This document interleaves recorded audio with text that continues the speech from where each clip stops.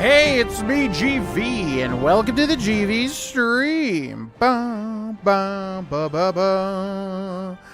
What is up, everybody? Hopefully we are good. Oh, Nightbot already deleting messages from Mark, who I know is chill. Who I know is a pretty chill dude, pretty chill bro. You should be doing that, Nightbot.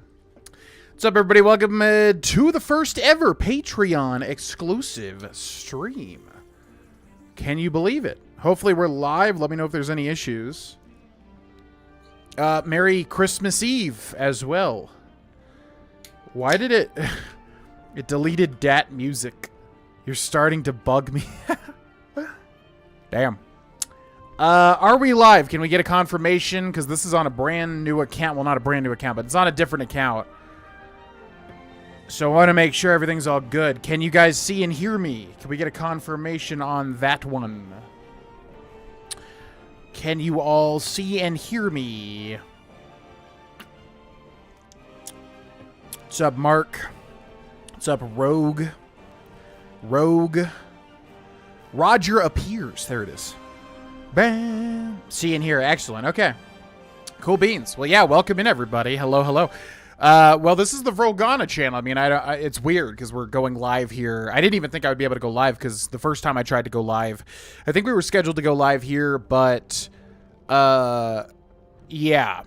Basically, YouTube was like, no, you can't go live for like 24 hours, but then it let me. It was so weird. Anyways, we should be good to go now. Which is good because we also started a Banjo-Kazooie playthrough on this channel as well, which I can tell you this, even if you're not interested in Banjo-Kazooie whatsoever, the first 4 episodes that I've recorded are choice. So I definitely recommend checking it out if you have any interest at all, because they came out nice. And it's one of my favorite games of all time, so it's just going to be, you know, easy to have a fun time. But, yeah, this is the Patreon exclusive YouTube channel, Vrolgana. And we're going to be doing a Baldur's Gate 3 blind full playthrough, which, yeah, the first act is not blind. I've done, like, everything in the first act, but there's 2 other acts that I literally know nothing about. So I was like, should I call it a blind playthrough? Because the first act's not, and if anybody watches this on YouTube after the fact, they're going to be like, this is not a blind playthrough. And it's like, yeah, but 2/3 of it is. And I feel like that's important to call it a blind playthrough because it's important once we get to Act 2. But anyways, blind full playthrough because this is what was voted for on the Patreon.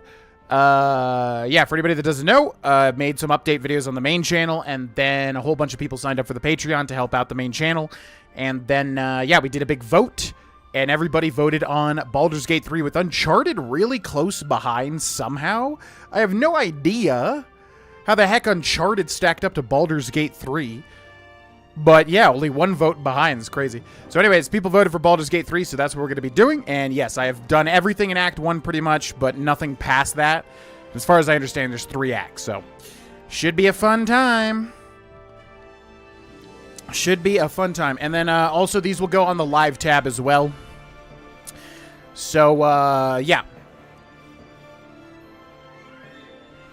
If you can't watch, or if you want to watch later, or whatever, they will all be on the live tab of this YouTube channel, so you can check those out when you so wish, basically, if that makes sense.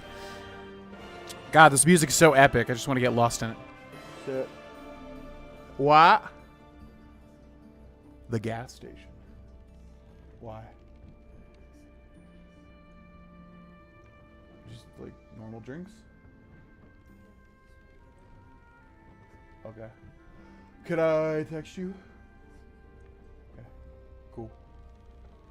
Yeah. Use the cash if you can. Yeah, okay. Bye. Okay. So let's catch up with chat, and then I guess we'll get into it. What's up? Roger appears.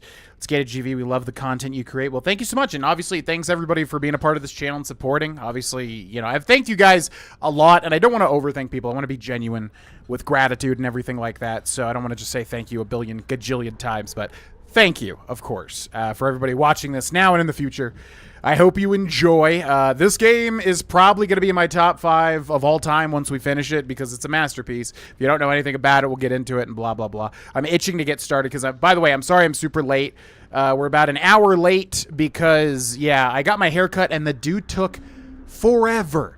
I feel like the dude was new. Like, he did a good job, but he took a lot, like 2 to 3 times as long as it takes somebody else to do like this haircut. So he just took forever, and then I had to do a workout. So yeah, apologize about being an hour late. I did not want to be late, but just went that way today. What's up, Jason Bingaman? Hope you have a good rest of your work. What's up, Montrosian? Mark says, bad timing for me because it's Xmas Day already here, so I'll catch up and enjoy the next one. Merry Christmas. Yeah, I did not even realize this would fall on Christmas Eve. Wow. You didn't even notice my haircut. Oh, yeah, that's right. You just woke up. Yeah, that's a valid excuse. I forgot you were asleep. I forgot you were asleep. Yeah, anyways, what was I saying? Oh, yeah, sorry. I didn't even realize that this would be scheduled on Christmas Eve. So I understand a lot of people can't watch it. Yeah, if you're in Australia, it might be Christmas. Yeah, but, you know, we're just going to chill tonight anyway, so it's a good time for me, but I understand a lot of people cannot watch because of Christmas Eve. But Merry Christmas, Mark. Montrosian says, just picked this up, and I'm struggling so much, even on the easiest difficulty, to the point I'm annoyed by it. Hoping I can pick up some tips from your playthrough. I really want to love this game. Yeah, definitely stick with it. I mean, I love the gameplay. A lot of people don't like it because it's turn-based strategy sort of stuff. I love that. I grew up with, you know, Final Fantasy Tactics and whatever. So I love it. I feel like I've got a decent grasp on it at the beginning at least, so I will definitely try to impart any tips that I find unto thee. Also, let me text Cindy real quick because she's going to pick up some stuff and I need some stuff, so give me 1 second. What do I want? What do I want? What do I want? Ba-ba-ba-ba. Whoa. Why did it just like unpaused my video preview? That was weird. I want a strawberry banana prime. I don't like prime, but strawberry banana is actually good. I want bum ba bum. What do I want? There's really not a lot of stuff at this time of night over there. Ba ba ba ba ba ba ba. Yeah, there's like nothing, man.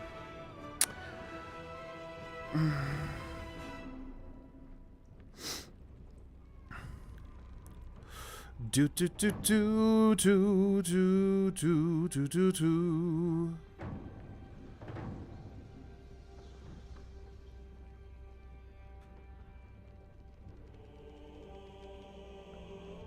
It's like I want something better than this for dinner, but there's just nothing good at this time of night over there.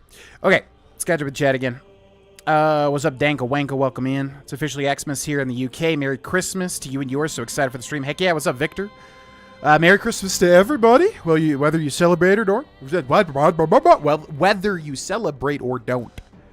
Haven't seen much of this game. Oh man, you guys are so. If you don't know anything about this game, you're in for such a treat. This game's so good, man. All right, let's get into it. I'm gonna mute the cat cam because she is not in a decent spot for it. All right, so I'm playing this on PS5, which hopefully works. I really didn't want to risk playing it on PC. I own it on PC, so it hurt spending $60 for another copy of this, but it's just like my PC definitely needs an upgrade, and my PC, I recorded like 2 episodes that I was going to do somewhere, and my PC turned into a jet engine, and I just don't want to deal with, like, you know, having my PC do that the entire playthrough. It's going to suck. So, yeah, bought it on PS5, and hopefully it works, because I feel like this is a mouse and keyboard game, but we'll give it our best shot. All right, let's run through the options real quick. I'm going to go for Imperial. I know metric is, everybody loves metric. Karmic dice. Okay, this is important. Should we, man, I don't know. It's weird because, like, I'm always like, okay, I need to play the way that the developers intended, and they set Karmic dice to be on. But to me, as a D&D player, it's like so antithetical to like how you play D&D.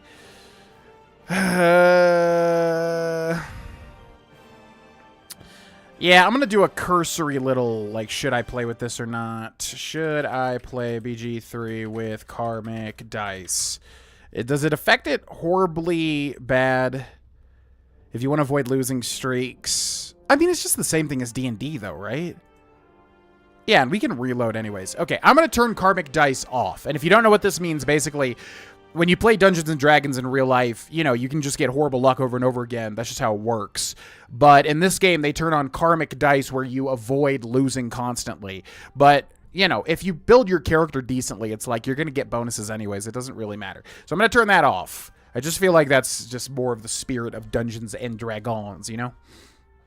Auto-select character after combat. I don't know what that means.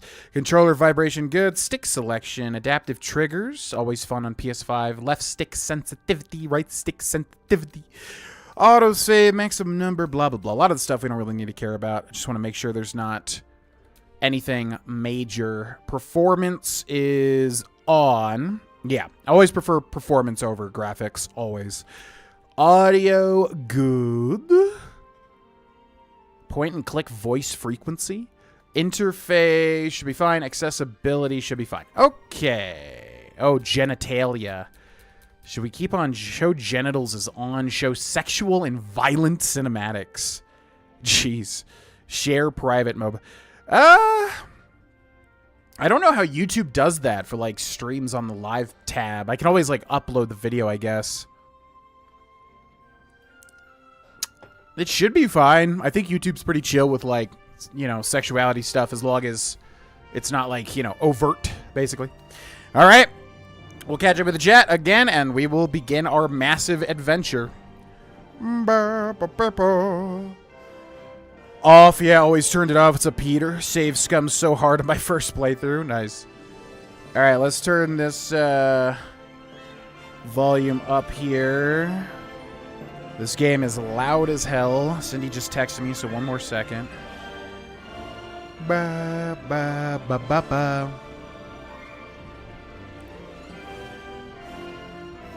Ba, ba, ba, ba. Ba, ba, ba. All right, here we go. All right, so welcome, ladies and gentlemen, to our big, fat Baldur's Gate 3 blind full playthrough. No matter how long this takes us, and we'll be streaming it, so, you know, we'll get, like, 6 times the amount of progress as we would if I was just recording it. But, yeah. Big thank you to the patrons. Obviously, this is made possible by the patrons, so huge thank you to everybody that joined the Patreon. This should be a really good playthrough because this is the exact type of game that I love. And we've done everything in Act 1. You know, I had a series on the main YouTube channel where we did pretty much everything in Act 1 as Dark Urge, which is a crazy thing. So, yeah, I mean, you know, it'll still kind of be blind because there's just so many different choices you can make, and I will have forgotten a lot of stuff anyways. But once we get to Act 2, everything will be blind. I don't know anything about this game after Act 1, except for this guy called Gortash. I've seen him everywhere. I know he's a thing. And that's pretty much it. So yeah, if you don't know what Baldur's Gate 3 is, it's made by Larian Studios, who made Divinity Original Sin 2, which is an amazing game, basically very similar. It's a CRPG, computer RPG, I think is what it stands for. Basically, isometric angle over the head, and then you just click a billion things. There's like 15 billion things to interact with. It's such a fun game.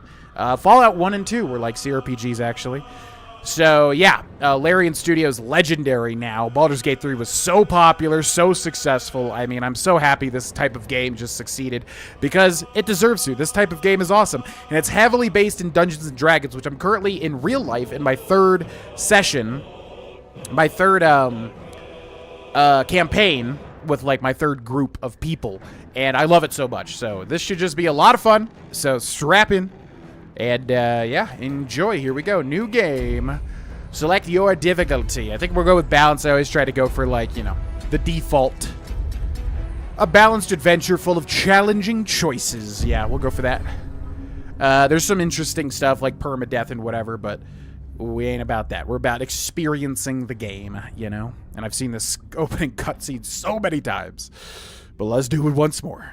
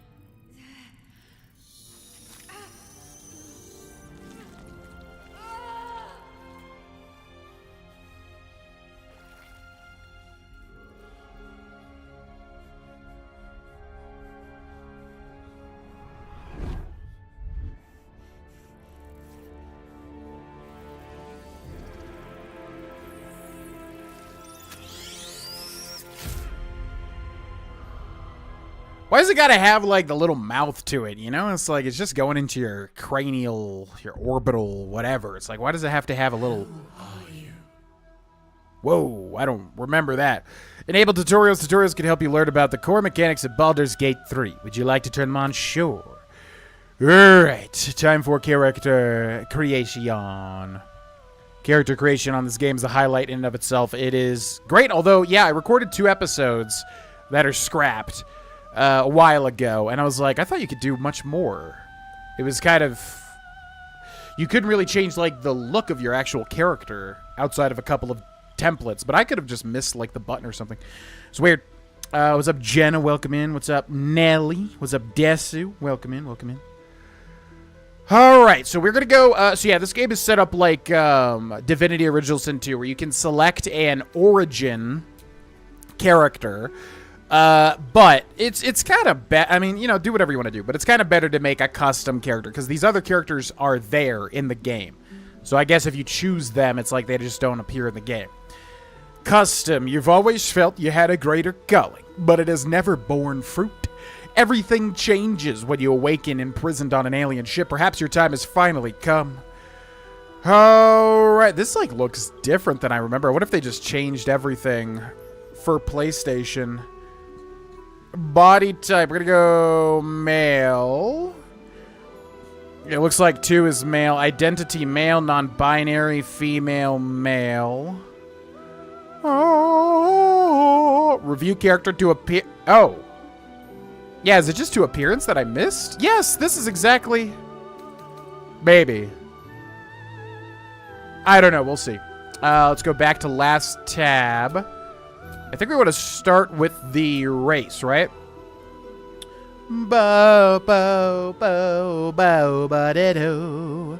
Sub wanna be Spidey. Who the heck is that? Oh, yeah, we need to make moderators. Maybe. I don't know. It's going to be Patreon-focused, unless other people find the stream somehow through YouTube. But we can figure out that later.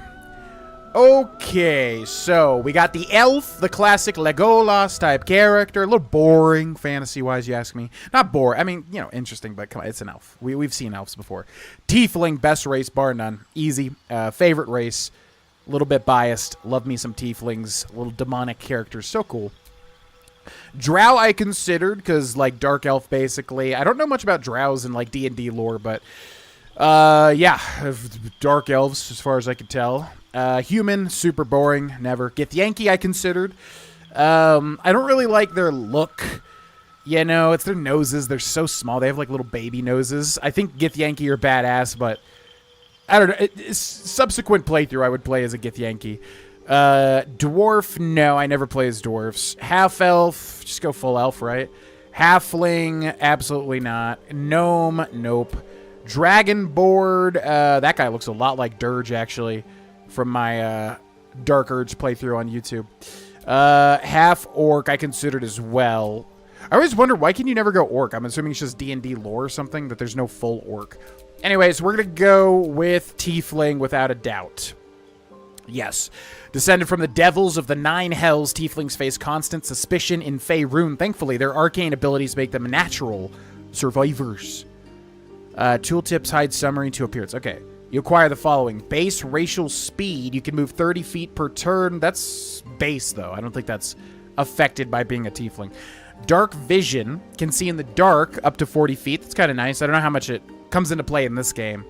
Hellish resistance. You have resistance to fire damage. Take only half damage from it. Not bad. Okay. And then we'll choose the other stuff, and then we'll work on the appearance itself. So sub-race. So there's like sub-races of the different races. So we've got Asmodeus Tiefling, bound to Nessus, the deepest lair of the hells. These tieflings inherited the ability to wield fire and darkness from the archdevil Asmodeus' infernal bloodline. You get Produce Flame, which is a cantrip. Cantrip basically just means you can do it whenever. It doesn't take any resources, basically. Produce Flame, Conjuration Cantrip. A flame in your hand sheds a light and 30 feet radius. It deals 1 to 8 fire damage when thrown. Throwing the flame immediately after you conjure it does not cost an action. Oh. What? Oh, I thought it did. Extinguishing or throwing it on subsequent turns costs an action. So, Okay, so you as an action, you could conjure it, and then you can also throw it for free, but if you wait, it costs another action. Okay. We've got Mephistopheles Tiefling, descended from the archdevil Mephistopheles. These Tieflings are gifted with a particular affinity for arcane magic. You get Mage Hand, which is a classic D&D thing. Create a spectral hand that can manipulate and interact with objects. 10 turds, 60 feet. Charisma is the, whatever it's called, the dictator of what it goes off of or whatever. And then we've got Zariel Tiefling. Tieflings from Zariel's bloodline are empowered with martial strength and can channel searing flame to punish their enemies. We get Thaumaturgy. Gain advantage on intimidation and performance checks. Interesting. Advantage basically means you roll 2 d20s and you take the higher value, which is always nice. I actually didn't... Yeah, I think we should choose our class first, because class was the main thing I was not sure of here. What's up, Spirit? Welcome in. Dark vision, awesome for certain chunks of the game. I wondered how it would come into play, because typically darkness in video games, it's just like up the brightness, you know? Okay, so here's all of our class choices. Now, there is a Tiefling Barbarian in the game. That's a cool character, so I don't know if I want to make another Tiefling Barbarian. It's kind of 2 Tiefling Barbarians that we'll probably roam around with. Bard would be interesting. I did not really consider a Bard. I've never done anything with a Bard in anything. Not my typical go-to class. Cleric. Yeah, the strong embrace the wild that hides inside. Keen instincts, primal physicality, and most of all, an unbridled, unquenchable rage. Bards know music is more than idle fancy. It is power through study and adventure. These traveling troubadours master song, speech, and the magic within. Clerics are representatives of the gods they worship, wielding potent divine magic for good or ill. Definitely not going to go cleric. Druids channel the elemental forces of nature and share a deep kinship with animals. Mastery of wild shape allows them to transform into beasts from all over the realms. Never was too attracted to druids. Fighters have mastered the art of combat, wielding weapons with unmatched skill and wearing armor like a second skin. Monks, some reach enlightenment by languid meditation, others do so in the heat of battle. Monks manipulate ki to empower their own strikes and debilitate their foes. This one's interesting. Paladin, a promise made so deeply that it becomes divine in itself, flows through a paladin, burning bright enough to inspire allies and smite foes. Rangers are unrivaled scouts and trackers, honing a deep connection with nature in order to hunt their favorite prey. With stealth, skill, and uncanny reflexes, rogues' versatility lets them get the upper hand in almost any situation. Sorcerers are natural spellcasters, drawing on inherent magic from a gift or bloodline. Bound by a pact to an all-powerful patron, warlocks trade their loyalty for supernatural abilities and unique magic. Wizards master the arcane by specializing in individual schools of magic, combining ancient spells with modern research. Man, I don't know what to... yeah, this is kind of tricky, actually. I kind of want to go Warlock, but we did that with Dirge. But then we could go, like, yeah, super dark Tiefling, man. Sorcerer, no. Wizard, no. These two seem so close to me, but they're probably very different. Yeah, so not these two. Rogue I'm considering as well, but there is a very interesting rogue character also that I would like to kind of see his whole story, so maybe we should not go rogue. Rangers, cool, kind of boring maybe a little bit. Paladin, I love paladins, but you know what? I'm going to say no to paladin for this one. Monk, no. Fighter, no. Druid, no. Cleric, no. Bard would be cool. Do we go Bard or do we go Warlock? God, my gut's like telling me Warlock. Bard would be fun. I'm thinking Warlock. Yeah. That's what my gut's telling me. Yeah, plus it just kind of works with the Tiefling as well. So we get Eldritch Blast, which is kind of the Warlock thing, where basically you just get this like free spell pretty much. Pretty good. Blade Ward, take only half the damage from bludgeoning, piercing, and slashing attacks. Warlock spell slots, which work differently. They like refresh, I think, after short rests, whereas other magic people, you have to do a log rest to get them, I do believe. Wisdom saving throw proficiency. So yeah, our saving throws goes off of wisdom. Charisma saving throws proficiency goes off of charisma. Simple weapon proficiency. Add your proficiency bonus to attack rolls with simple weapons. Light armor proficiency. Yeah, we get light armor. Okay. Yeah, I'm thinking Warlock for sure. Let's do it.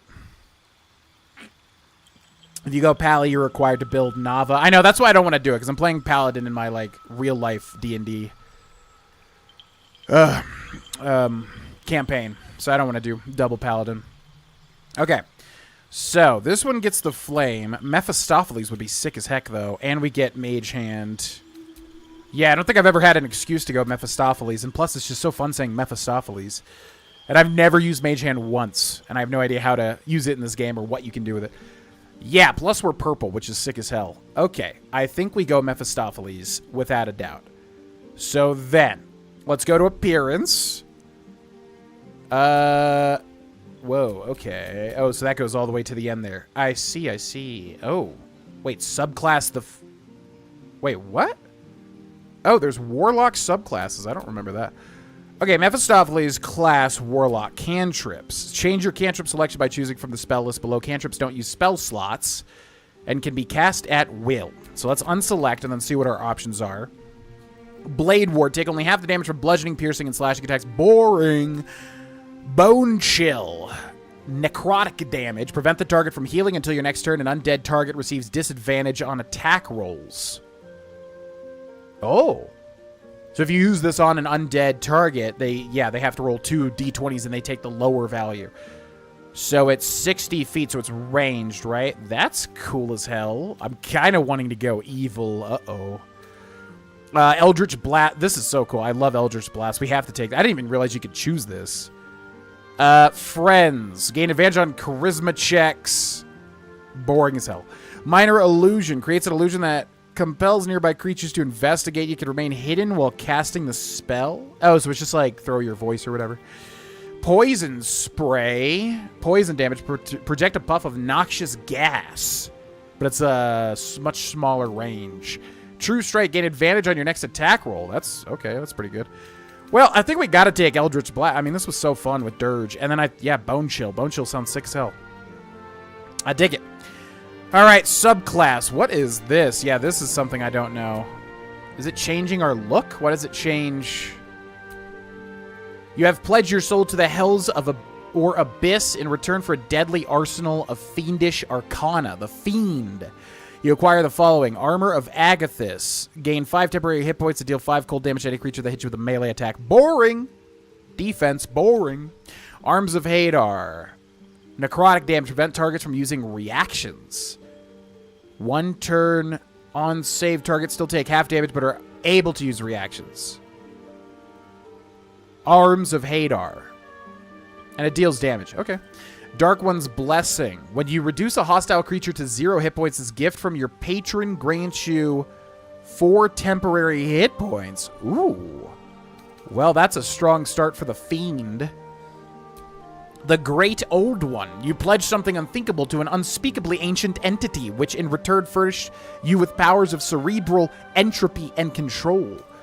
You acquire Dissonant Whispers. Psychic damage. Frighten a creature, they'll have disadvantage on ability checks and attack rolls. What?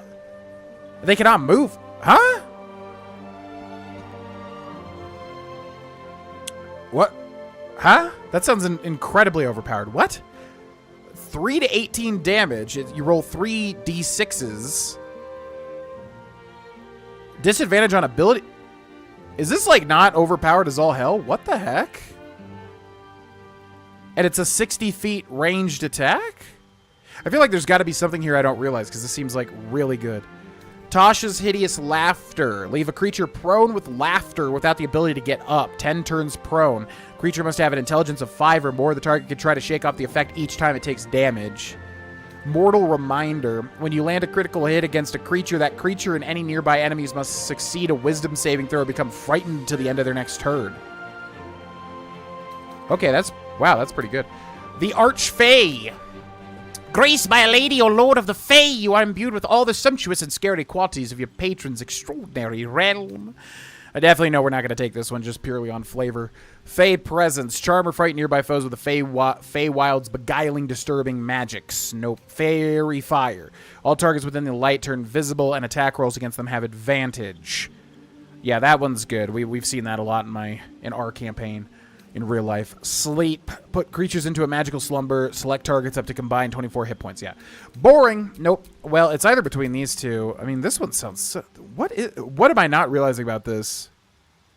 This sounds so laughably overpowered. Bard. Yeah, it would be fun, but I'm kind of getting like the dark magic vibe with this. What's up, Puchiha? Welcome in. Merry Christmas to you. If they make the save, then it won't happen. They still get half damage? Yeah. But I mean, everything's got the save, right? Wisdom save, and then here we've got wisdom save, dex save. I mean, they're all saves, so like this compared to the others just seems really strong. I don't know. So I don't know. Do we go the Fiend or do we go... Yeah, freaking the Great Old One sounds so good.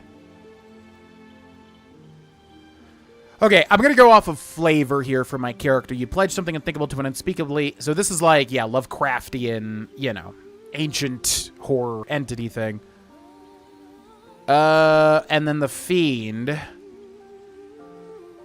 Just pledging your... So this is like a demonic pact. This one's like an old god pact.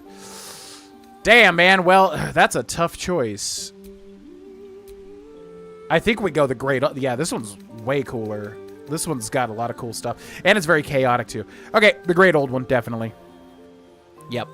Spells. Choose the spells you know from the list below. Spells require spell slots to cast unless a feature states otherwise. Okay, so what spells do we have? Armor of Agathis, we already saw. Arms of Hadar, we already saw. Charm Person. Charm a humanoid to prevent it from attacking you. You gain advantage on charisma checks and dialogue. Enemy... Wait, you gain advantage on charisma checks. Ooh. Enemies have advantage on saving throws against being charmed. That's interesting with the dialogue. Dissonant Whispers. Oh, so the subclass gives me those spells. And then I have to select them. Yeah. Okay, well, I definitely want Dissonant Whispers. That sounds so powerful. Expeditious Retreat. Gain dash immediately and has a bonus action on each of your turns until the spell ends. Hellish Rebuke. That's like a reaction, yeah. On save target. Okay, just fire damage on a reaction. Hex. Make your attacks deal an additional 1 to 6 necrotic damage. Give a disadvantage on an ability of your choosing. If the target dies before the spell ends, you can hex a new creature without expending a spell slot. Whoa, okay. Protection from good and evil. Boring. Don't even need to read it. Tasha's Hideous Laughter. I like this one, too. Yeah. Witch Bolt. Oh, that's just pretty good. That's just like lightning damage. Yeah, I'm going to be chaotic. I like the chaos here. I'm going to go Dissonant Whispers and Tasha's Hideous Laughter, just like what our thing gave us. All right, what's our background? So what do we got? Acolyte. What sounds interesting to us? Charlatan, criminal, entertainer, folk hero, guild artisan, noble, outlander, sage, soldier, urchin. What would we be? What's an outlander? You grew up in the wilds, learning to survive far from the comforts of civilization. Surviving unusual hazards of the wild will enhance your prowess and understanding. Nah. Noble, guild artisan, folk hero, entertainer, acrobatics and performance, criminal, deception and stealth, charlatan, deception and sleight of hand, acolyte, insight and religion. Don't think we're religious, at least not in the good way. You're an expert in manipulation, prone to exaggeration, more than happy to profit from it. Bending the truth and turning allies against each other will lead to greater success down the road. Yeah, all right. I didn't expect to go, like, not a great character here, but honestly, it sounds more fun. I think we go charlatan. Yeah. Ability points. Every 2 points above 10 is an ability score. In an ability score, provide a +1 bonus to related rolls. Select 2 abilities to get an additional bonus. Okay, this is where I get mega confused typically. Tasha's Hideous Laughter is one of my favorite spells in Magic the Gathering. Oh, from a crossover set. Oh, that's cool. I would love that set. Okay, so we get a +2 bonus to something and a +1 bonus to something. It probably should just be what it starts with, right? So that was Charisma, right? Yeah, because Warlocks are Charisma, right? This is stuff I do not know at all. So we probably just want to keep it what it is, I'm assuming. Charisma. Yeah, you need the numbers to be even. So, like, that charisma at the bottom needs to be 18, not 17, because then you get, like... you get the +1 to all the skills that thing dictates. You know what I mean? So, I don't know. It's probably not going to matter too much. +1 bonus to Dex, Constitution, Intelligence, Wisdom. You would think a Warlock would be like Wisdom or Intelligence, right? But I guess, okay. Dexterity? Yeah, I don't know. Hopefully I'm not screwing my character over here because this is weird to me. But whatever. Skill proficiency. You may customize your skill proficiencies in the list below. If you are proficient in the skill, you add a bonus to those skill checks, making you more likely to succeed. Proficiency assigned 2 out of 2, so it's giving me Arcana. Recognize magic, interact with enchanted items. Yeah, that would work with my character. And it's giving me Intimidation. Oh, be a bully, threaten, and induce fear. All right. Or we could do Deception. Lie and cheat. Manipulate the truth. Do we want to be a deceiver, or do we want to be a intimidation person? +5. So if we take this off, so this actually would go up. Wait, why wouldn't it let me? Oh, it only lets me do certain stuff. Why is that? So we can only do these. History, investigation. Okay, well, that's easy. I don't want that stuff. Why is that only? Yeah, there's got to be something. It's some reason that's happening. I don't know. Anyways, okay. So finally, the character. All right, random. I don't know what that means. Random 1 out of 0. General body type. Okay, so how do I zoom out? Okay, we got girl. We've got man. We've got big girl, and we've got big man. Oh, that's a handsome devil, literally. How small is this? I feel like being this size would better fit the character, but I feel like this guy looks cool. We could just be a big, scary warlock. Yeah, this guy's more like the Loki build, which would make more sense. Do you always go tiefling? I mean, for this playthrough, like this, you know, I'm intending this to be like my playthrough of Baldur's Gate 3, like my first real playthrough. So for that, I have to go with like what most calls to me, which would definitely be tiefling. Do we go big boy or small boy?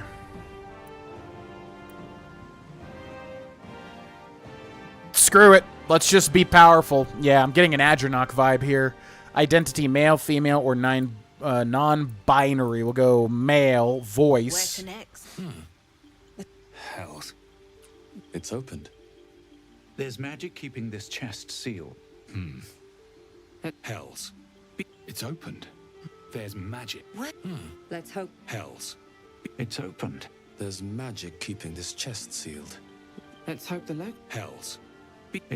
More of those. There's magic keeping this chest sealed. I think it's that one. Feel its aura. Yeah, it's that one.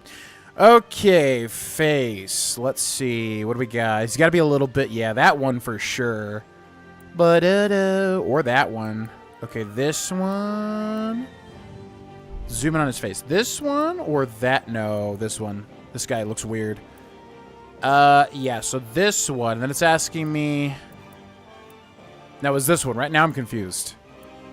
Why do these look different to me now? What? I think it's that one. Yeah, now I'm confused. What the hell? I feel like these just got changed on me.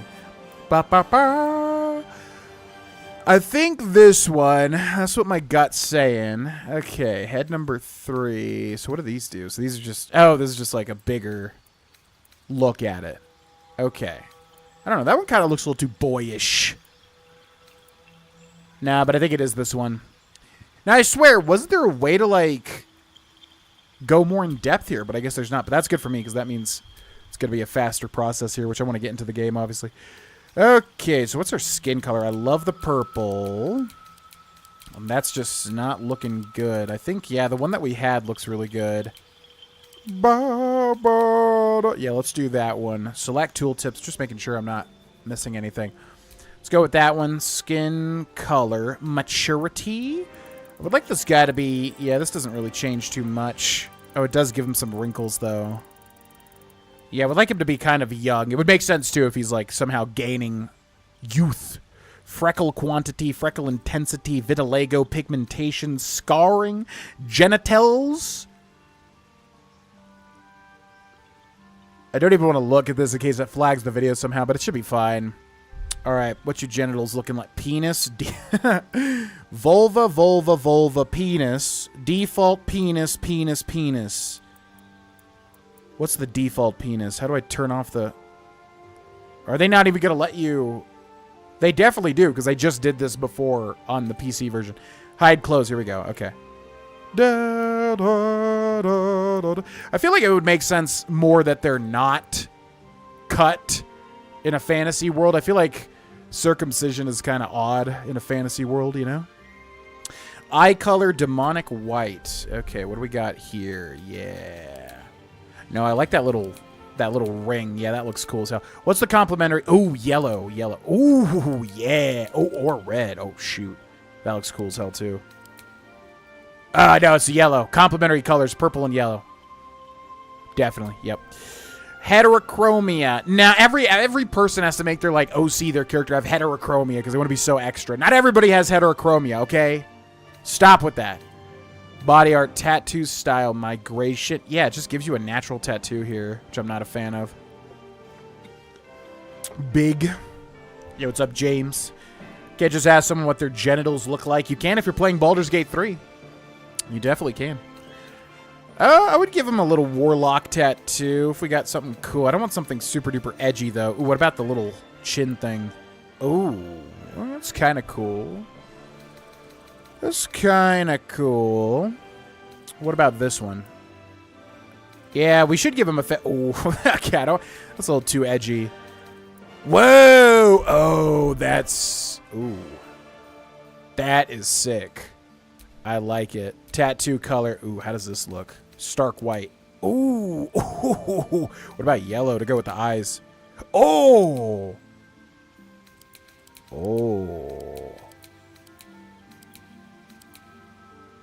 Oh, yeah. I kind of dig it, but I want to see what else. Duh. Blood red. That could be cool, too. Yeah, I'm kind of digging the blood red, honestly. Yeah. I dig it. Let's do that. Tattoo intensity, good. Piercings, unless it's just like... Oh, yeah, we should give him an earring, actually. That would look sick. Subduer loops. I don't want the nose with that. Midnight tear. Is that like a little bone? Oh, that's like a little tiny little bird skull. What the hell? Silver gold gala. Oh, that looks sick, too. Oh, my God. This looks so sick. Dark... Stop giving me too many good options, man. Oh, man. Yeah, that kind of goes with the blood thing, too. I don't even want to, like, look at the other stuff because there's so much good choices here. Oh, my God. Crimson Hilt Dirks. Barovia Fangs. Minotaur Ring. Easy Breezy Beautiful Cover Girl. Archfey Swirls. Commoner Ring. Bard Ring. Man, there's too many cool things here. What was the one that we had? Yeah, the Dark Moons, definitely. Makeup, eye makeup style. Nah, we're already a little extra. Tint intensity, metallic tint, glossy tint, lip tint. Tint intensity, is this like, basically... No, definitely not. The tint's fine, though. Metallic tint, glossy tint, hairstyle. Okay, I already like how this looks, though. Okay, we gotta remember Water Davian Scholar, because that looks sick as hell. I have to, like, select it to change it. Yeah, I don't think we're going to beat that one, honestly. That looks so sick. A lot of these are female hairstyles. Don't dig it. I don't think there's going to be anything better. What about this one? Oh, that's that's literally the one that we had. What about this one? The Timothée Chalamet. What about this one? Oh, hell no. Yeah, honestly, that default one was just good. Yep. Facial hair. How does he look with the... I mean, I'm definitely liking the non-facial hair version. Yeah, for sure. Hair color. I feel like dark purple would look sick. Honestly, the sickest, yeah. I like these defaults. What about dark black?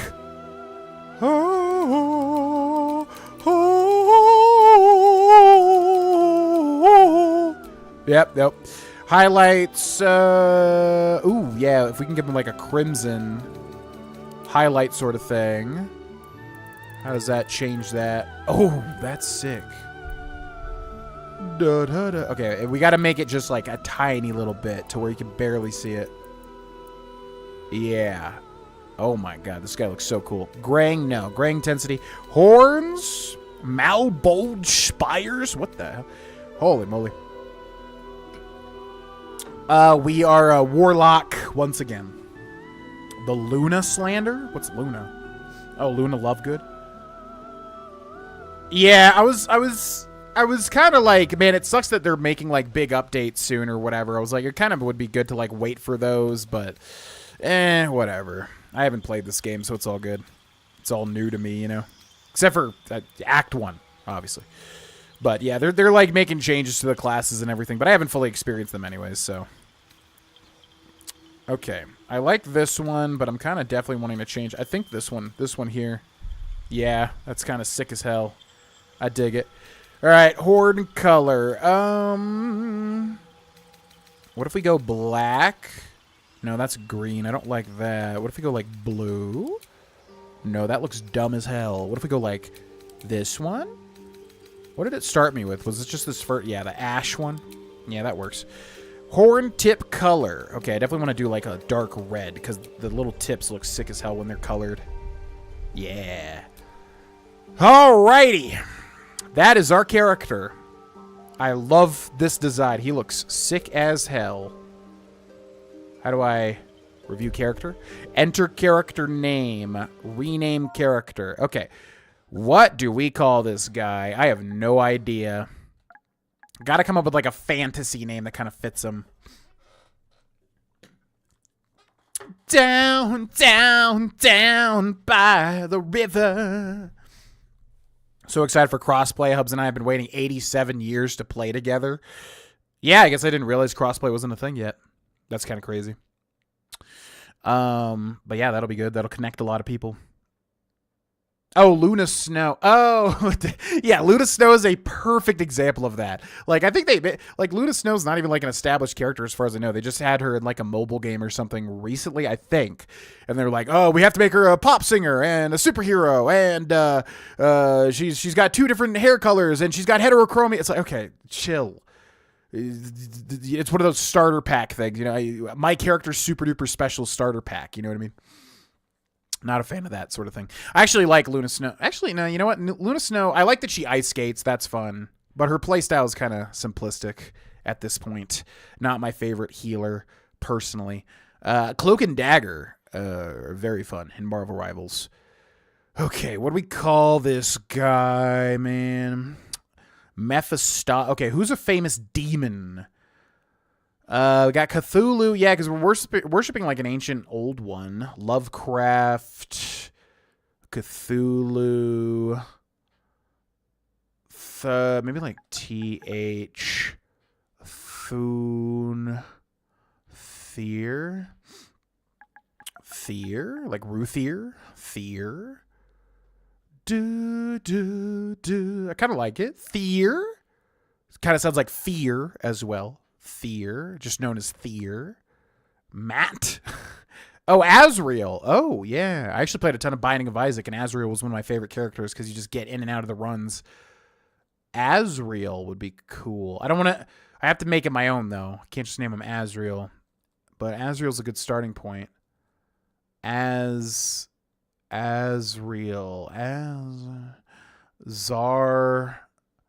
Zarya. Matt Damon. There you go. Yeah. Pull from Elder Scrolls. Yeah, Elder Scrolls does the names pretty good. When I simp for everyone, I don't think he's going to be surprised. Everybody simps for everybody in this game. Looking cool, Joker.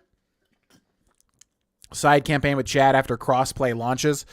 I mean, yeah, if the logistics would work out, maybe. That's another massive commitment after like finishing a already massive game. Fear. You know what? I dig it. This guy is Fear. Yes. Next, choose guard. Yeah, this is the one thing about starting a playthrough of this game is like you spend so much time doing all that, and then you have to make another character. I feel like they should just do this like later on or something to mix up the pacing, you know. All right, we'll go through this fast. I still don't know what the Guardian is. There's something really interesting with the Guardian and like what they are and everything. Mephistopheles, Zariel. We'll go. Yeah, we'll keep this one Asmodeus. Body type. She's going to be a girl. Identity female. Voice. Good luck. Follow your instinct. Remarkable. Face. What do we got? Down, down. No. Maybe. No. No. This one or this one? This one. Skin color. Can we make her dark red? No, that looks bad. How do I go back to default? Yeah, that's fine. Sure. Maturity, freckle, vitiligo, scarring, eyes. Yeah, let's give her the yellow eye. Or actually, we can give her green. Yeah, red and green. Christmas also. Heterochromia, no. Tattoo, no. Piercings, no. Because I don't know who this... If she's actually like a guardian, I feel like they wouldn't have tattoos or piercings or anything like that. But I don't know what the guardian is. There's like a weird cutscene that we saw. Very curious as to what the guardian actually turns out to be. Okay, hairstyle. Could definitely switch this one around. Oh, let's give her nice, beautiful hair. Oh, beautiful hair. Oh, that's kind of cool. Oh.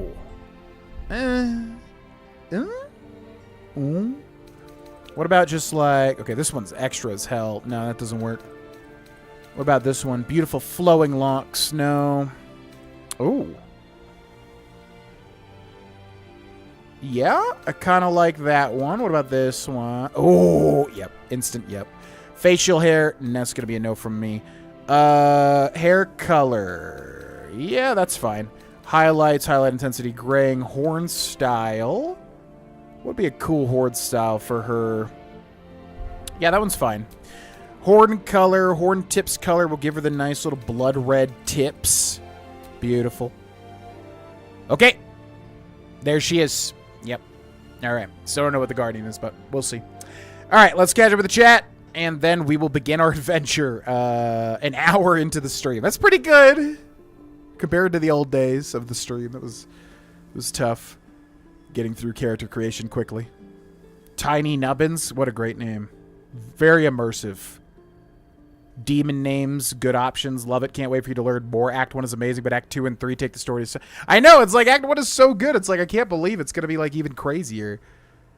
Only like Shadowheart and Carlia. Astarion is insufferable. I kind of like Astarion. I definitely am not like in the camp that like loves it, because there's a camp that just loves that character to death. I like him, but I need to see his like arc, you know. What's up, Ghost Ninja? Welcome in. Semi-dreads on my female character. Yeah, the dreads were cool, but it just looked a little bit too different. Minthara is cool, but not really fleshed out. Yeah, because she's like the weird kind of side companion that's like... Definitely didn't even realize she was a companion in Act 1. Yeah, it's not bad. Zap twin, but opposite gender. Yeah, I just don't know what the Guardian is. I'm really curious, but no spoilers, obviously. All right, let me go grab another NA beer. I'll be right back, then we'll get started with our adventure.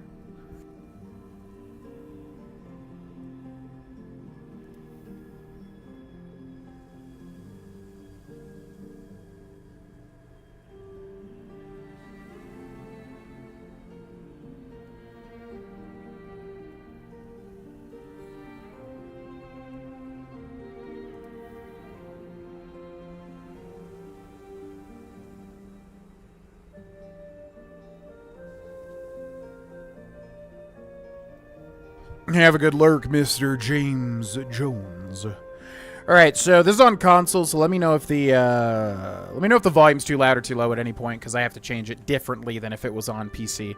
Okay. Let's venture forth. Here we go. Let's do it.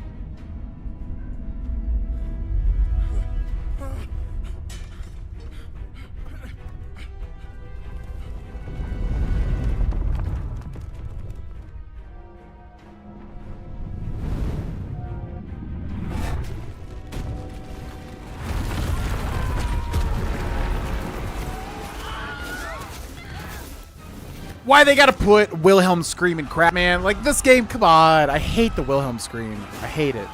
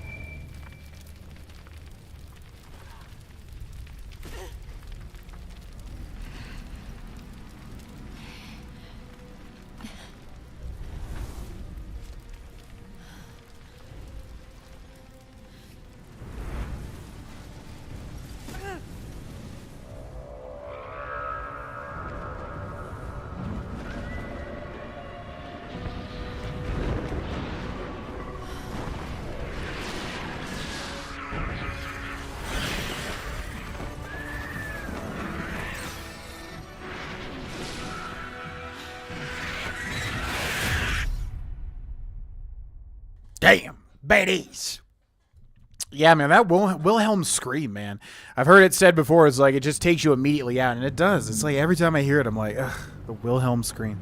Stop. Like, put it, like, you know, Act 3 in some random throwaway cutscene or something. But yeah, that's sick as hell. And, like, I remember when I first played this game, I said, like, are those 3 pillars? Like, what is that? I mean, it's no spoilers, obviously. But, like, I remember somebody said, like, oh, I think it's just supposed to be Baldur's Gate 3. But it's like, but it's there in the world. It's like 3 floating pillars in hell or whatever it is. So I don't know what that is supposed to be. Okay, so I've never played this game on a controller, so I don't know how that works. I'm hoping there's a button that lets you see everything you can interact with. But yeah, this already runs way smoother than it would on my PC. The Mind Flayer Whoa. Whoa, what just happened? Whoa. Wait, so you can go up to it and, like... Oh, you, like, click it. Oh, weird. Examine context menu actions. Okay, let's use it. Might still be stuck inside if we hadn't been attacked. Right. Well, this looks way better than my PC. I really need an upgrade. Okay, the Onyx. Is there any way to, like, read what this does, like Dark Souls or something? The Onyx. Okay, we'll just take all. I'll take the Onyx. Good.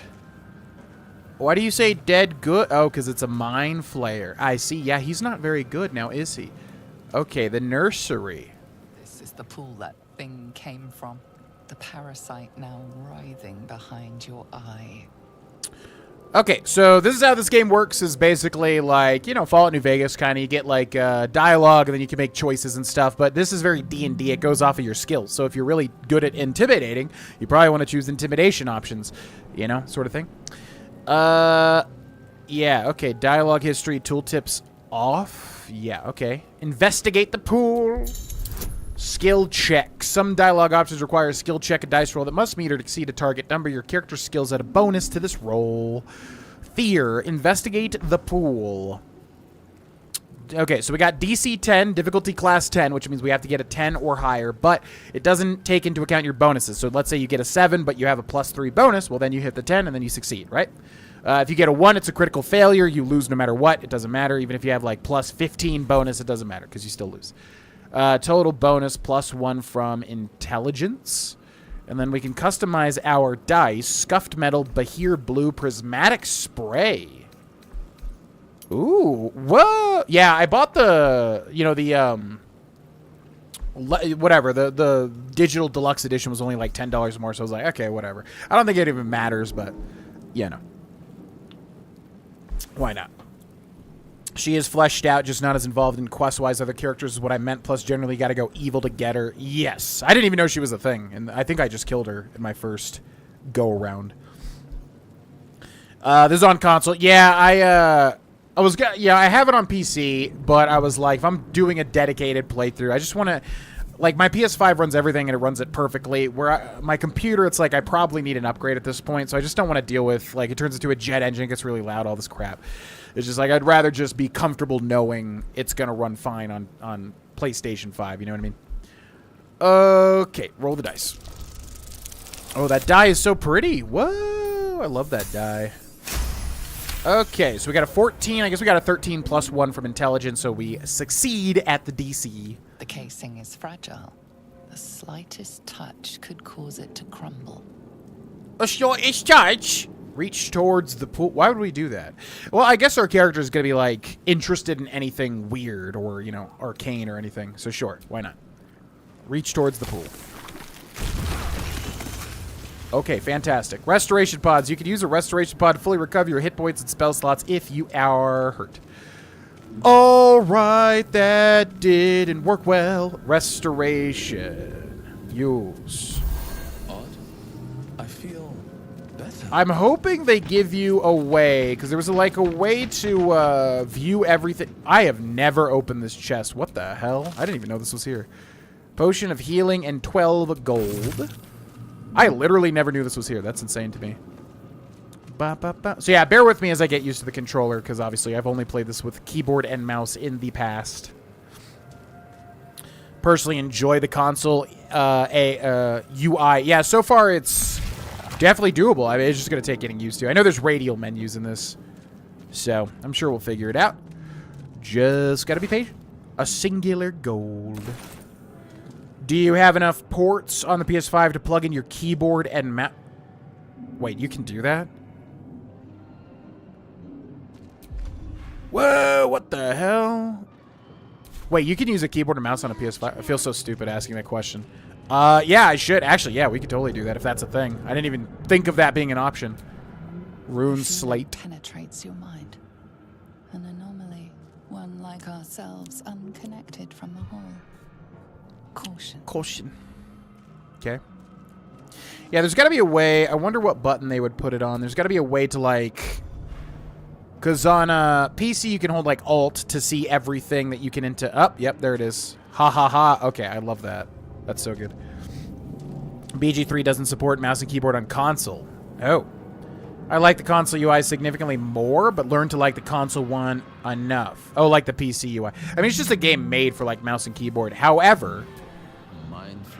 I have heard that, yeah, this console version is very good, and people have ended up liking it even better.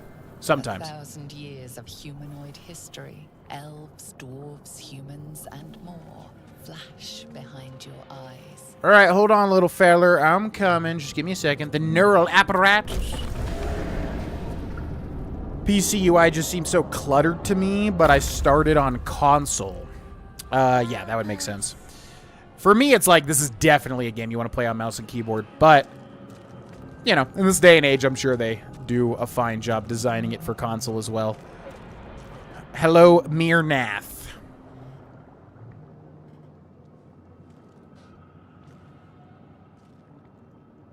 Bum, bum, bum. There's a way to see everything. Yep, R3, I think, for me. You've come to save us from this place. From this place! From this place you'll free us. Or will The I? exposed brain quivers in expectation. Please. Before they return. They return. They return. Ooh, we gotta come up with a voice for this guy, which is going to be fun. I think you're past the point of saving. Tell me what to do. You sound afraid. What? Yeah. You sound afraid. Why? The enemy. So many enemies. I see. Who am I talking to? A man or a brain? A newborn. Born new from this husk. You realize you're talking to an intellect devourer, a minion of the mind flayers who abducted you. I see, I see. I think you're past the point of saving. Tell me what to do. Destroy the brain or leave. I think you're past the point of saving. Tell me what to do. Remove us from this body. From this case. Free us. Please.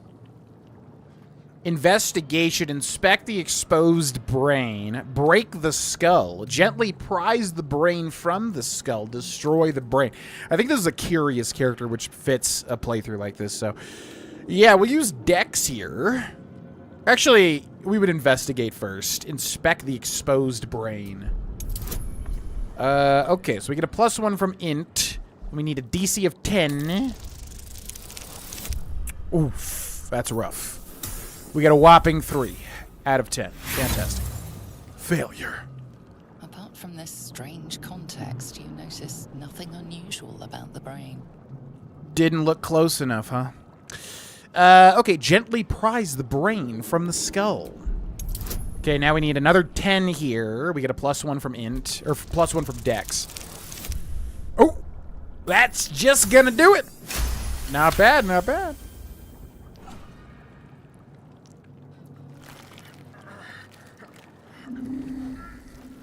The brain lifts from the skull, but you notice an opportunity. You could cripple the strange creature, making it more subservient, should it prove a threat. Subservient resonates with Thier here, I would say. Mutilate the brain. Oh boy, okay. We need 15. We need a 14 or higher here. Oof. That ain't gonna do it. That ain't gonna do it. That die is so pretty. I love that.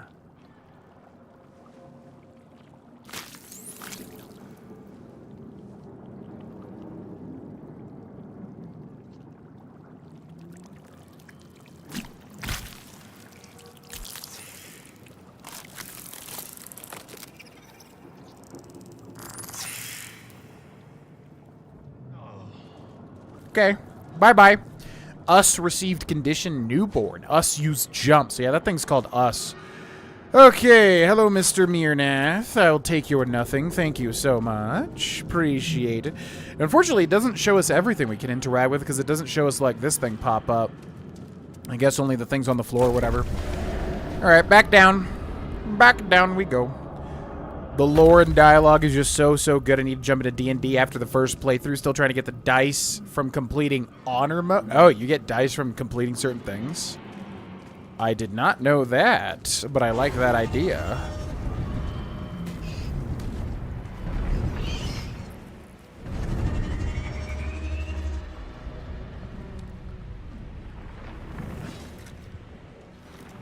The silver sword!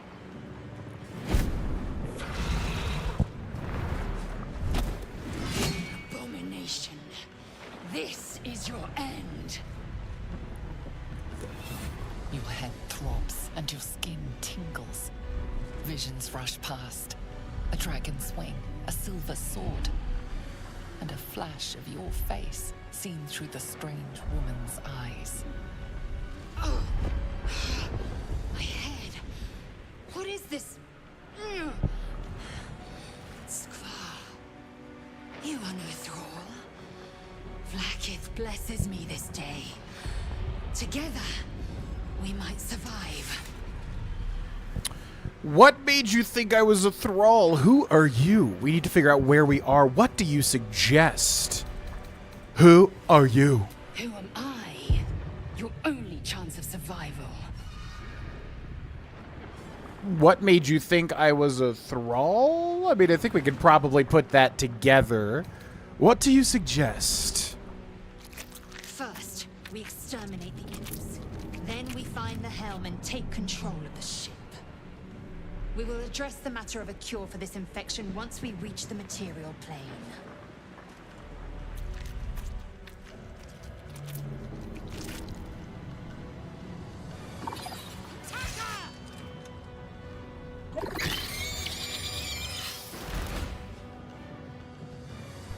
I love how that little imp, like, has the balls to go, "Rah!" As if he's some, like, giant demon. Combat. General tutorial. Get ready to fight. Combat happens in rounds, and each participant gets a turn to act. The game pauses around you during combat, so you have time to plan your actions. Your turn. During your turn, you can move, take an action, and take a bonus action. You can see your actions and bonus actions in the action radial menu. R1 opens the action radial menu. Okay. So yeah, as far as combat goes, it's pretty in-depth here compared to other games. I guess kind of like XCOM. Well, not really XCOM. I don't know. It's a turn-based fantasy combat style. So, where does it show our movement? Oh, yeah, because, yeah, this UI is totally different from the PC. So we've got that yellow bar on the bottom there, and as we move, it depletes. So we can move a certain amount. 30 feet, which I think is the base for all races, pretty much. There might be some races that can go farther. Lots of things that could affect that, obviously. So, let's take a look at our actions by hitting R1. Okay, how the heck does this work? There's like multiple... Oh, it's only 3. Okay, that's pretty easy. So... Yeah, and I know you can customize these too. Toggle weapon set, close, slot customization. I know you can customize all these if we need to do that. So we've got Mage Hand, Hamstring Shot, Pommel... Oh no, we're Lae'zel right now.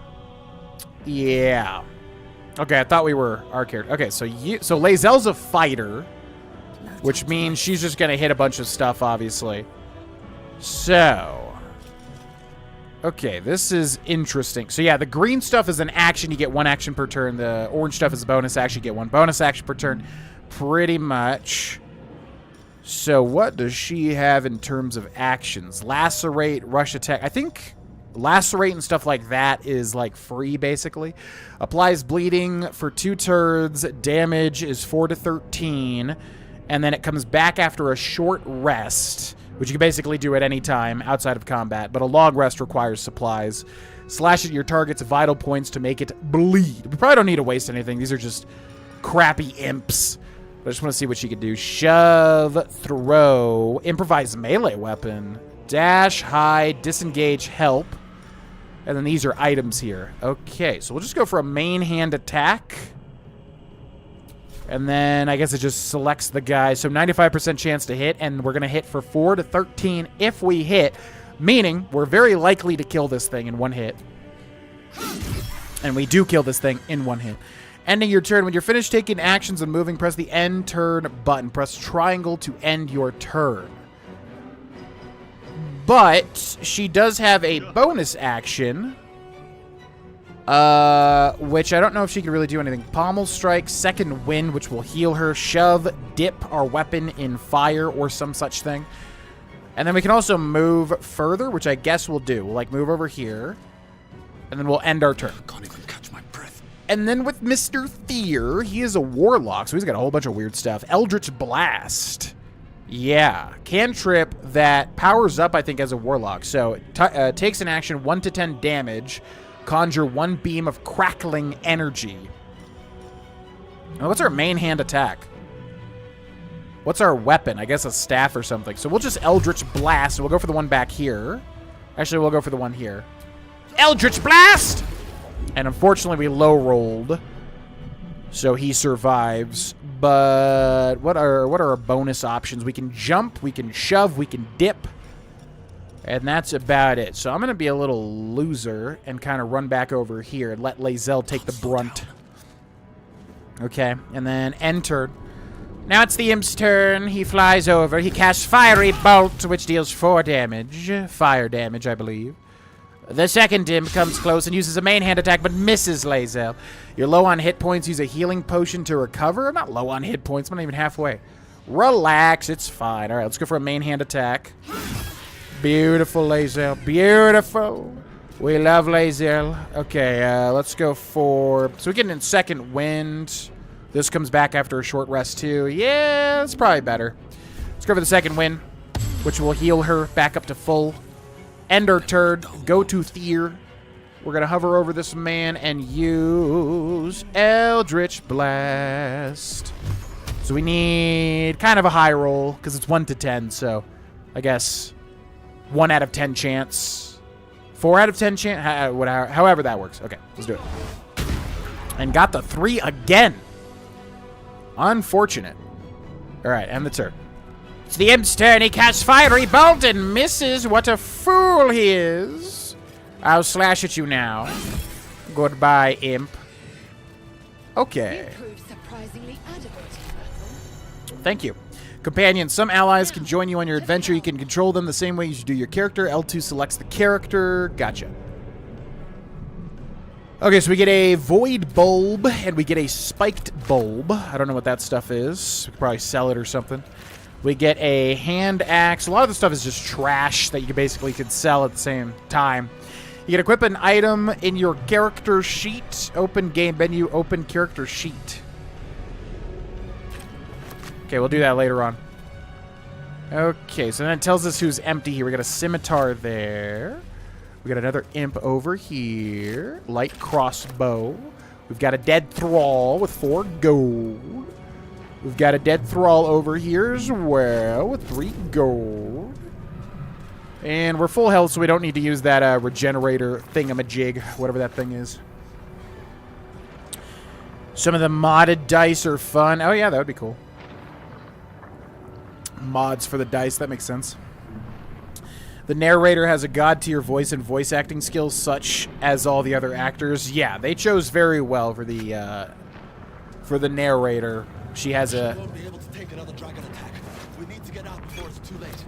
She has a very pleasant voice. Let's climb the arterial mesh. Lae'zel is one of my favorites. It's not just because I'm hopelessly in love with her voice actor, I swear. I have seen, yeah, her voice actor. She's, just happened to me. How did I just take damage? Oh, I stepped on fire? Oh, yeah, I stepped on fire. Okay, let's go back and heal. Yeah, her voice actor is very cool. She's very, very talented.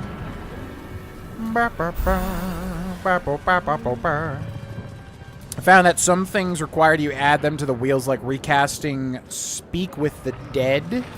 Okay. The Void Bulb is actually semi-useful, good for displacing enemy. I never knew what it was, so it's a throwable, I guess. It's like a grenade. That would make sense. Let's interact with the Sphincter. And into a new room we enter. Death machinery. I can make no sense of it.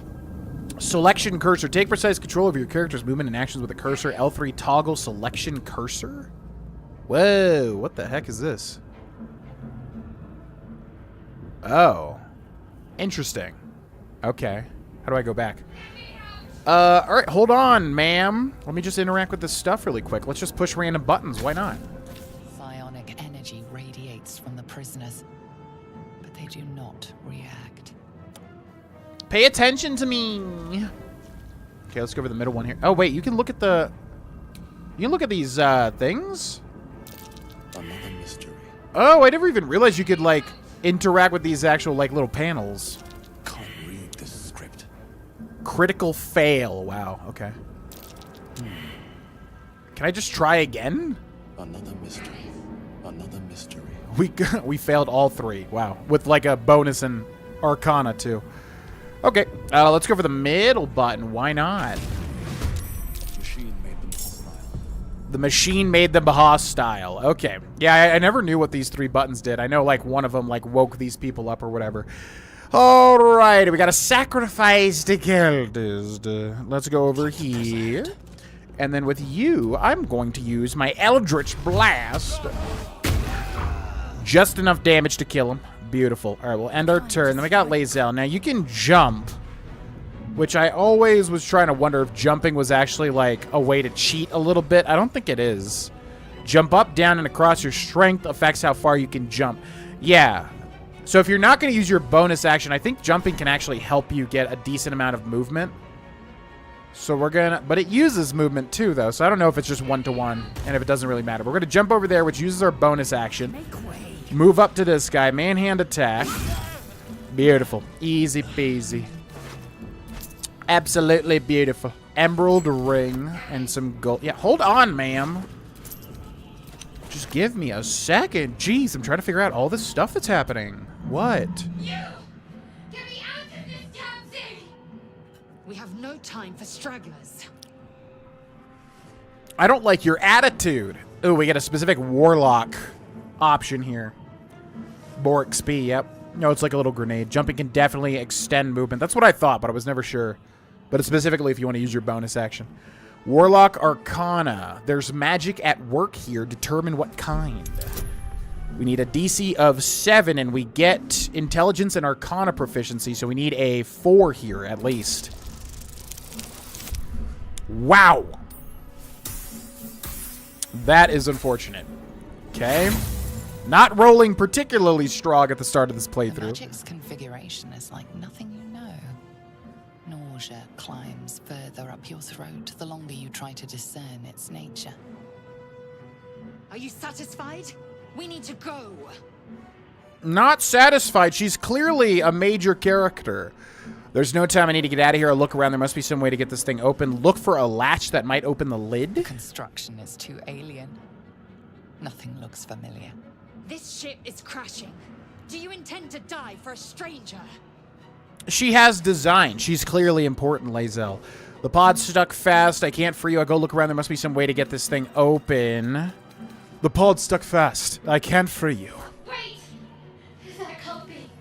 There has to be another way. Please! It cannot be helped. Come. Lae'zel, you are quite rude. What does this thing do? The console appears dormant. Look for a switch or The release. mechanisms are completely unrecognizable at first. Huh? Just got cut off there. Okay. It's the intellect devourer. So they use the dash action, which lets them move like, I think 40 feet. It's like a lot of feet. But the thing is, you have to use your action for it. However, rogues get cunning actions, and then they can use that stuff as their bonus action. So basically, rogues can like dash with their bonus action and then do a main action, which is pretty cool. All right, so we got intellect intellect devour, but this is us. I think this is specifically the one we freed, but now he hates us because we tried to make him docile. I think he helps you if you don't try to do that, but our character definitely would have. So let's whack him. Huge damage, beautiful. And we've got a bonus action, which I think we could do Pommel Strike. Applies the dazed effect for 2 turns, damage 1 to 4.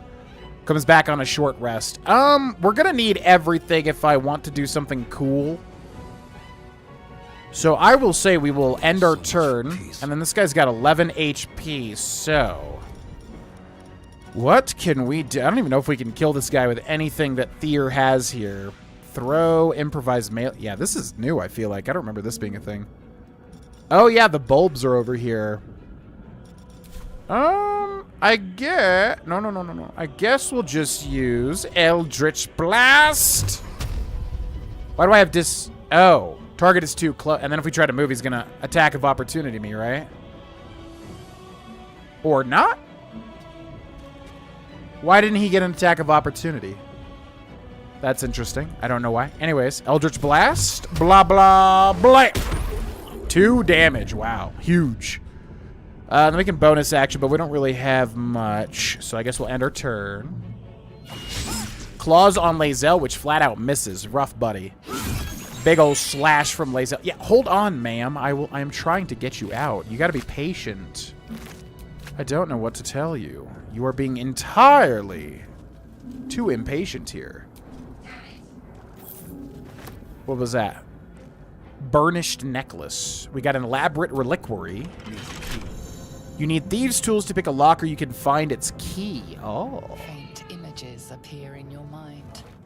Brain in a jar. Okay. So if you go into that room over there, that kind of progresses things. So to help that woman in the canister, we're going to go this way. Ba-ba-ba. Yeah, I guess I gotta change Nightbot's thing again. I guess since I added it to this channel, it, like, reset or something.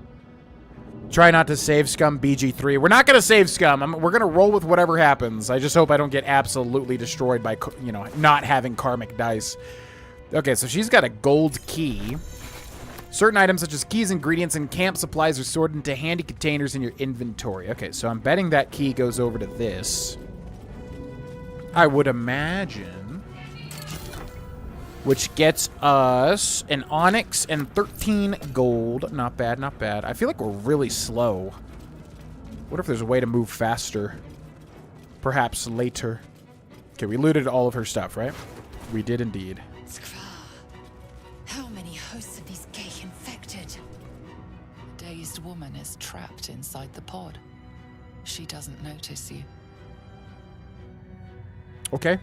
Wow. Imagine being not noticed. What the hell? What is this button? What does this button do? Place your hand on the console. As you place your hand on the pod, you hear something. A presence connected to the pod, commanding the person inside to change.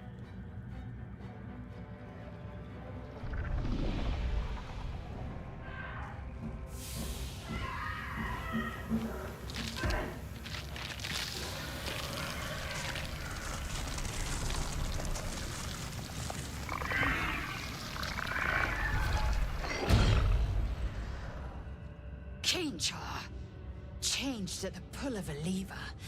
How? If we are not purified, this may be our fate.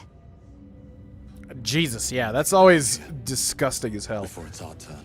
Okay, we got a couple of potions there, another slave mind, whatever that is. I feel like that might be like a grenade sort of thing. An eldritch rune! This might unlock those controls next to the pod. Okay, so that goes to that woman's pod. And then, yeah, we could check on this illithid here, who we have just turned into an illithid. The newborn mind flayer stares at you, weak and dazed. You're weak, bro. Absolutely weak. Bum bum bum bum bum. Hopeless when it comes to save scumming. I refuse to let dumb luck ruin a whole playthrough of my intended actions. Yeah, but I mean, yeah, that's exactly. That's just Baldur's Gate, though. You gotta roll with the punches. Or not. You could totally save scum if you want. But yeah, there's lots of negative things that can happen, especially if you turn off karmic dice, obviously. They will not die here. I cannot. I found some sort of key. It may free you. Good. Try using it on that machine next to me. Hurry, please.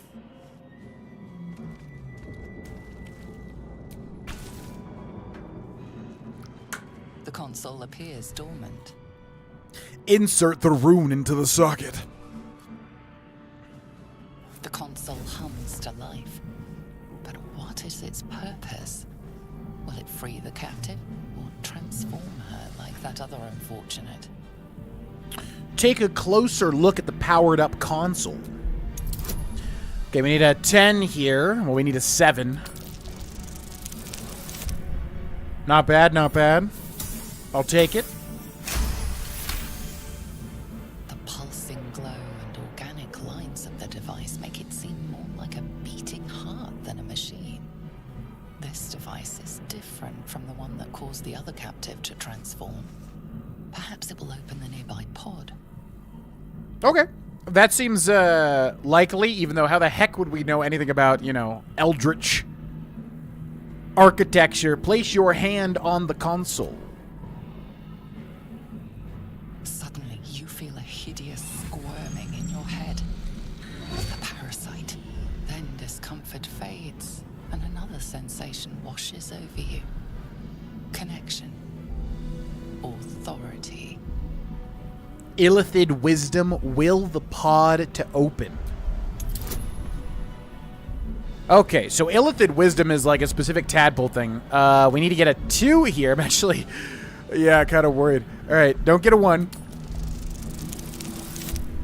Not bad. Not bad. Casual 18. You feel the biomechanical brain of the console process your command and yield to it. A shiver runs across your mind. You feel sated. And we have rescued the woman. Thought I was done for. What's up, Ghost Stories? What did he end up going with? We are... How can I view my... Oh, yeah, this way, right? Spellbook character sheet. So we are a level 1 warlock of the Great Old One subclass. Mephistopheles Tiefling, charlatan background. Yeah, warlock tiefling, basically. Gonna go a little chaotic with this one, I think.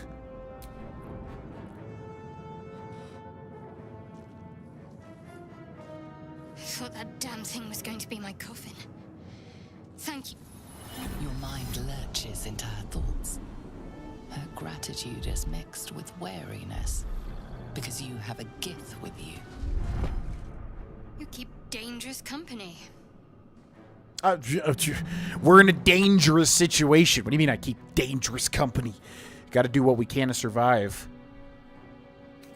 Got a problem with Gith Yankee. More that Gith have a problem with everyone else. But there's more important matters right now. Survival. Let me come with you.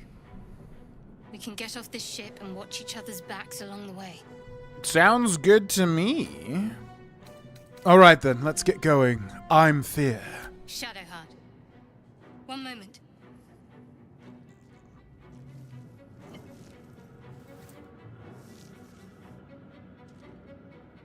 What's that? It's nothing. Trust me. Enough of this chatter. We need to get to the helm. Now. She's right. Lead on. Doesn't sound like nothing if you ask me. Sounds like something mysterious and interesting. You are a big boy. Fewer steps needed. It's true. We have a big stride.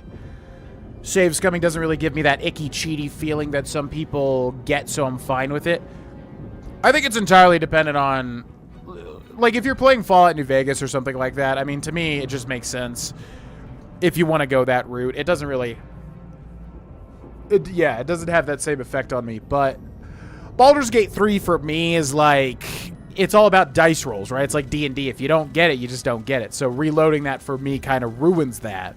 But that's me. If you don't have that, you know, same volition or whatever, you know, that's your prerogative, obviously.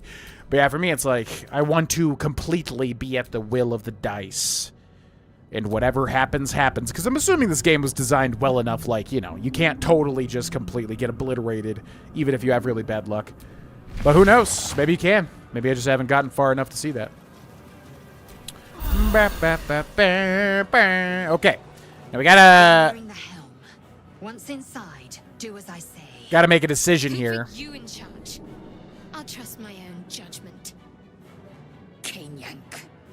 Ooh, what's she call her? The Superior Warlock Patron. Yeah, it just sounded sick to me. Fit the type of character that I just felt like playing. Alright, so now we gotta make a choice whether or not to go for this. Now, I recorded either 1 or 2 episodes of Baldur's Gate 3. I forget what for. I was gonna do something. Maybe it was for the Patreon. I don't really know what it was for, but it was... I recorded 2 episodes, and then I scrapped it just because I don't think I could fit it anywhere. Oh, yeah, I was good. That's right. I was gonna do a short thing where I was gonna, like, do a Let's Play and then condense the Let's Play into shorts as, like, a short adventure thing. But then I was like, I'm already doing too much stuff right now. I don't really want to start that. So anyways, I scrapped it. But I was able to do this in those 2 episodes. I was able to do it, and it was crazy. So if we get that luck here, that would be awesome. Because you get... I guess you get something that wouldn't even matter, but it would be cool. So let's try to do it.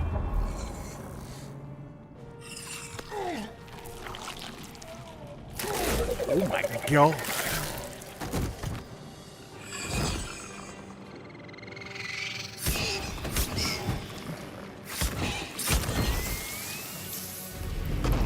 Imagine getting killed by imps as a mind flayer. Connect the nerves of the transponder. We must escape. Now. I don't think I will. Do it. We will deal with the Geich after we escape. No, I think I'm fine. Okay. So. I must connect the helm. Alright, so this is weird. So, yeah, we have 15 turns to get to the transponder, or the Nautiloid ship crashes. Now, here's the thing. If you kill this guy, Commander Zulk, you get his flaming sword, which is pretty badass. And we could give it to Lae'zel, I guess, because we're not going to use it on our Warlock. And that would be cool. But it's very difficult. You basically need, like, good RNG from this guy, because this guy's on your side temporarily. So you need good RNG from him to, like, hit him with the mine, whatever, attack, and then, like, deal damage to him. And then you also need to get, like, decent rolls with your character. So it's going to be very hard. But I was able to do it last time, and then you also need to escape. You need to kill that guy and escape. The game just wants you to escape, but you do get a unique weapon if you kill that guy. And it's freaking epic. So, the question is, do we take care of these guys here, or do we just rush him instantly? I think we probably want to take care of these guys, or do we just rush them, because... Yeah, we probably want to take care of these guys, because they're just going to cause further issues, I would bet. So, I am going to bonus action jump over here. And then I'm going to slash at this lesser imp with a main hand attack. You son of a... Really? 5% chance to miss there. Not great. Not great. Okay, then we got Shadowheart here. Shadowheart does not have a lot of damage. She's more about buffing. So what does she get? Shield of Faith. Protect a creature from attacks. Increases its AC by 2. We could do that on the Gake. On the Mind Flayer. That could be the play there. Fire Bolt. 1 to 10 fire damage. Hurl a mote of fire. Yeah, that's probably better. 80% chance to hit him. 4 out of 10 chance to kill it, I guess. Maybe. Ooh, critical hit. Nice job, Shadowheart. We also have a bonus action. I'm not sure if there's anything we can do there. Who shall you romance? I don't know. I got to look at all the options because I'm sure I didn't find all of the options. Oh, this is a bonus action. Protect the creature from attacks. Increase its AC by 2. Requires concentration. Bonus action, +1 level 1 spell slot. If we can cast... No! Oh, okay. That's just preparing it. So if we can cast this on this guy, that's probably good. We want to keep this guy alive because he really deals damage to this, this demon. So we're going to buff up his AC, so now he's harder to hit. Okay, then we're going to end our turn. Now we've got ya boy Thier. Now this Hellbore has 8 HP. So, Bone Chill deals 1 to 8, so that's not going to do it. Eldritch Blast could do it. Oh, Dissonant Whispers, yeah. All right, let's use Eldritch Blast on this guy. 75% chance to hit, wow. Whoa! Oh my god, we actually got the high roll. Whoa, okay. Well, that's a good start. That is a really good start. All right, I'll take it. All right, end our turn. Mind Flayer goes for this guy. He got the save, and I don't even think he hit him, which is bad. We need him to land those Mind Blasts. Oof. Not a great start there. Yeah, the only way to kill that guy is, like, with this Mind Flayer's help, basically. Imps don't play no games. Yeah, imagine killing a Mind Flayer as an imp. That's like rolling, like, 15 nat 20s in a row. If you have command, you can have him drop it. Oh, interesting. I don't think we have... So, yeah, you would have to take the command spell, which I don't think that we have. Now, that's interesting. Yeah, that would be a spell that we took specifically on Thier, right? Which we definitely didn't. Oh, that makes so much more sense, yeah. Damn, that would be nice. You could just get him to drop with the command spell. Fiend locks and clerics can take it. Yeah, we didn't take Fiend. Clerics can also use command... Oh! Wait. Okay, so wait, so... Yeah, Shadowheart does not know that, right? That'd be surprising. Okay, so we still have some movement. Alright, so we should probably do a ranged attack. Make a ranged attack with your equipped weapon, and it's going to be very hard for our normal characters to hit this dude, so we're just going to go for a ranged attack on this guy. 2 to 7 damage, so we could kill him in one shot. Whoa! Holy crap! Okay, another crit. Wow, we're getting very lucky here. Taking position. All right, we're gonna move her closer to Commander Zulk, and then end our turn. Does Shadowheart have command? Shield of Faith, Healing Word, Guiding Bolt. These are all Blessings of the Trickster, Concussive Smash, Charm Person, Disguise Self. Charm a humanoid to prevent it from attacking you. You gain advantage on charisma checks. No, so she doesn't have... Or maybe...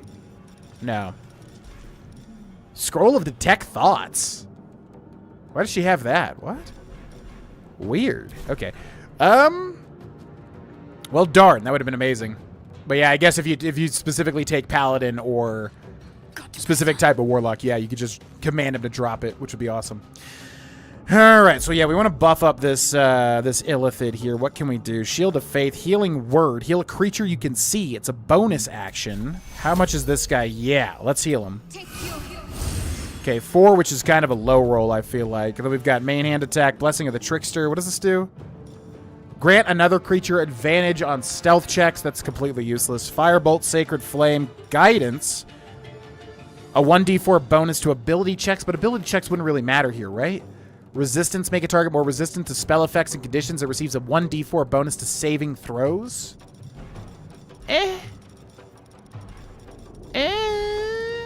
Or we could just go for damage. 1 to 10, 1 to 8.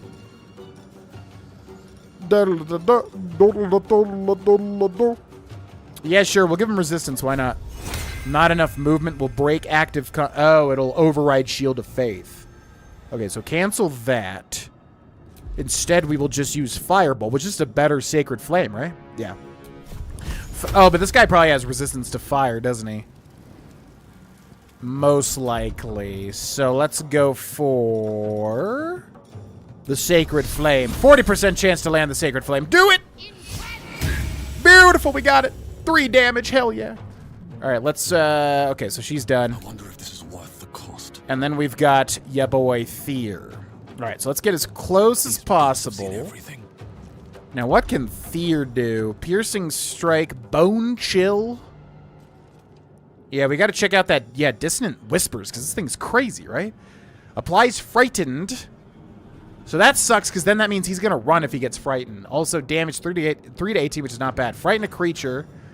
They'll have disadvantage on ability checks and attack rolls, and they cannot move? Oh, that works differently then. Okay, that would be amazing if that landed. 55% chance. Come on! Whoa! Okay. But he made the save, so he doesn't get the effects, but he does take 5 damage.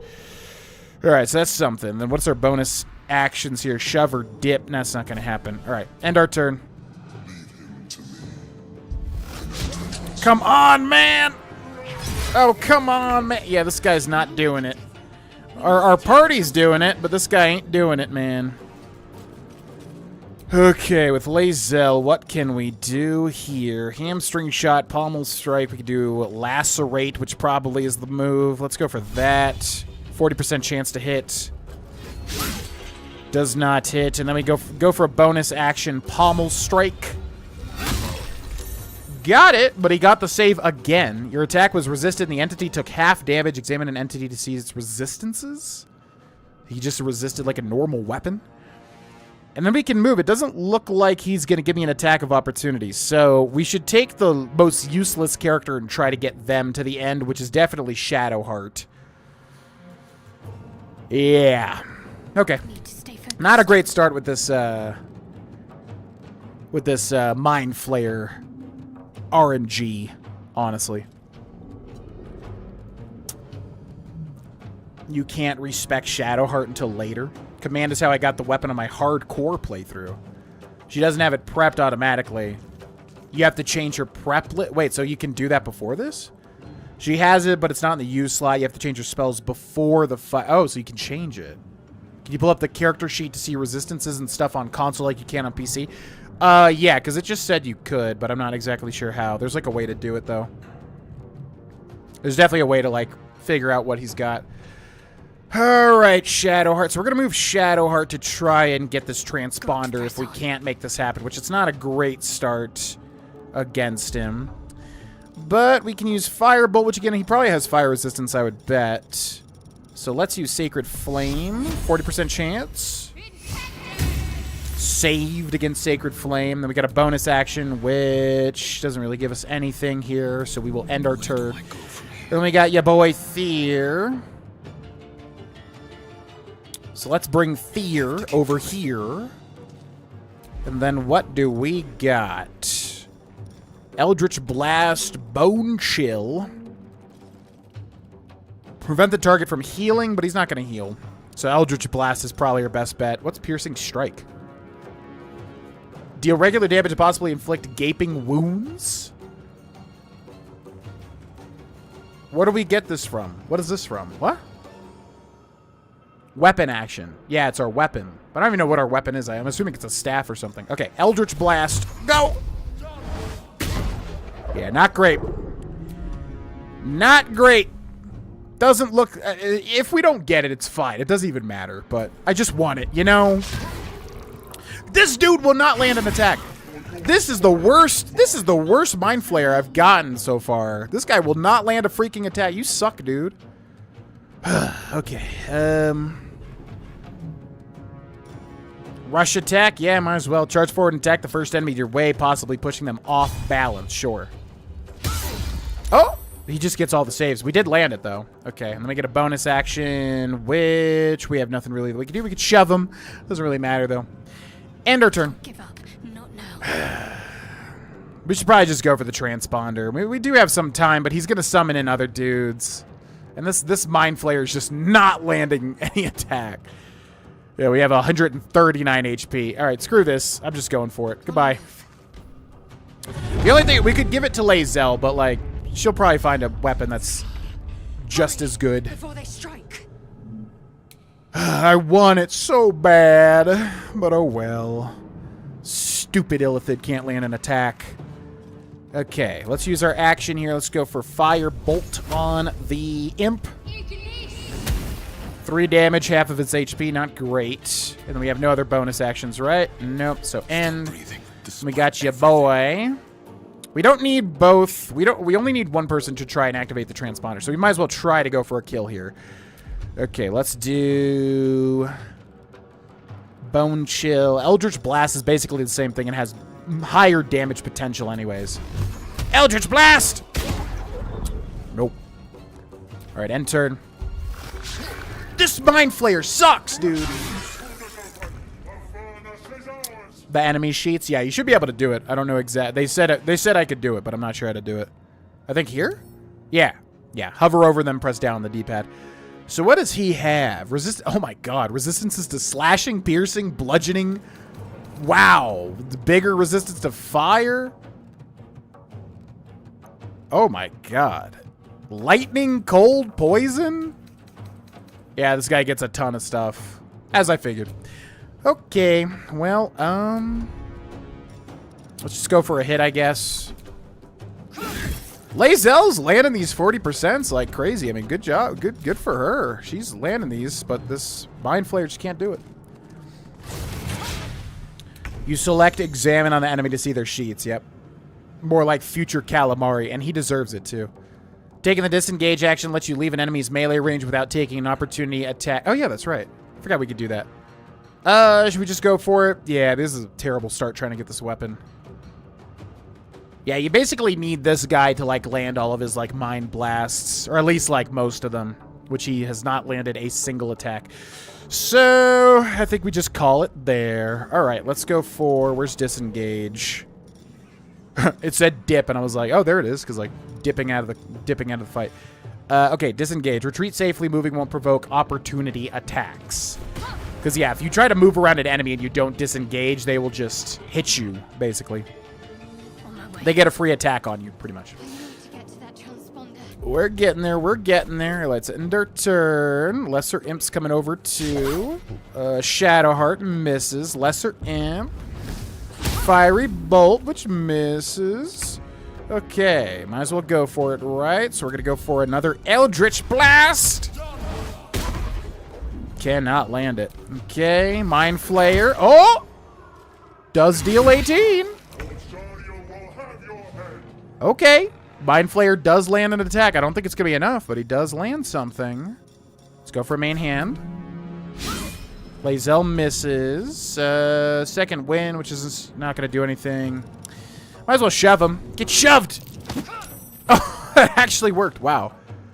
It doesn't do anything, though. In fact, that probably... Well, I guess now he has to... Yeah, that literally does nothing, I don't think. Okay. That's cool. Alright. Lesser Hell's Boar comes over to Thier. Tusk attack for 3 damage. Shadow Heart. I'm going to try. I don't wait till the last turn. Might as well. Okay, let's go for a main hand attack. Beautiful. And then no bonus actions, right? So end the turn. Lesser Imp comes over to Thier and misses a fiery bolt. Might as well just keep going for it with Thier. Oh, Thier's actually not doing too great. But I don't think it matters once you end this. So I'm just going to go for a... Nope, that's not going to work. I accidentally skipped the turn. Whoa! Oh. Oh, wow. He just did a big burst of damage to everything back there. Whoa, okay. Hold on. Hold the phone. Hold the phone. Okay, that changes things. I've still yet to pull it off on my honor mode attempts. There are a couple of ways to delay the guys he calls in, but even still, I haven't done it. How do you delay it? He's level 8, you're level 1. It's a tough fight unless you're on easy mode and get real lucky on all rolls, but command spell can get in honor mode. I did do it last time on normal difficulty. I did do it. I was able to... But again, it was mainly just because the Mind Flayer landed a lot of his attacks. He just landed a big hit, though. And we have 9 turns. I'm getting a little ballsy here. You know what? Let's just keep going for it. Okay, what do we got? Second win, which doesn't matter. Astral Knowledge. Gain proficiency in all skills or of a chosen ability. Would that matter? I don't really know what that does. Let's just go for a main hand attack. Oh my god. Man, Lae'zel is landing these 40% like no one's business. Holy crap. We can shove him. It'd be so funny if I could dip my weapon in his weapon. They should let you do that. Does shoving him do anything? Not really. Okay, I think we just end turn. Let's finish this. Okay, we got Shadowheart again. She's right here, right at the transponder. I think we keep her there, and then we can snipe this lesser imp, perhaps. Let's go for a firebolt on the imp. 80% chance. Misses. Come on, Shadowheart. All right, end our turn. Lesser imp goes. 1 damage to Thier. Thier's not doing too great. He's going to get killed immediately from... those other dudes. Okay. Let's go for Eldritch Blast, I guess. We have not landed a single Eldritch Blast.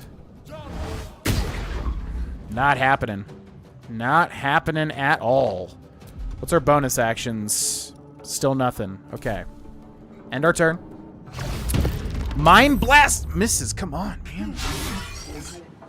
Okay, here comes the Cambions, which are scary as heck. I don't even know what they do, but I know they're gonna be scary. Okay, they're dashing, trying to get into the fight as quickly as they can. They're gonna definitely get into the fight in the next turn. Lae'zel, who keeps landing these 40%. Come on, Lae'zel, get a crit. What do you say? Ah, misses it. All right, end our turn. Got Shadowheart again. Come on, Shadowheart. Snipe this imp. Snipe the imp. Yes! Beautiful. All right. So we just got to get her like right here. I don't know where the trigger is for this, but we got 8 turns still. All right. End our turn. We got Thier here. I'm assuming they're not even going to attack Thier first because he's back there. So I'm going to go for another Eldritch Blast. My god, how many 40% misses is that in a row? That's actually crazy. All right. Let's get him the heck out of here because he's... Yeah, I don't want him to get killed. It probably doesn't matter, but... All right, end the turn. Come on, Mind Flayer. You suck! This guy sucks! This guy has landed 1 big hit, 1 kind of medium hit. He's about to die anyways. They're about to kill this Mind Flayer for sure. Ooh, misses Lae'zel, though. Okay, Commander Zulk, 84 hit points. This is not happening. No way. Oh, but Lae'zel keeps landing. Man, wow. She keeps landing these hits. It's kind of crazy. Just nothing to do. Okay. Got Shadowheart primed and ready. I don't think there's anything we can really do for her. We can, like, give resistance, I get. Yeah, might as well. All right. Oh, but it breaks the concentration. Keep forgetting that. Okay, end her turn. Survival is all that matters. Got Fear. Can I target Commander Zulk, or am I too far away? All right, let's go here. Okay, Commander Zulk. Not enough movement. What are you talking about? Bro, I'm just trying to throw... Oh, what about the bulbs? Oh. The barbs inside this bulb explode on impact, making all nearby creatures bleed. That could do something. That could do something. Path is interrupted. Why is it not highlighting who this is going to hit? Bulb! Go! Oh, they do bleed. Okay. We got a bonus action. Enter. Critical miss! This is the worst. This guy is the worst freaking Mind Flayer to ever live. Are you serious? Attack of opportunity, which misses. Oh boy, no. Oh, downs Fear.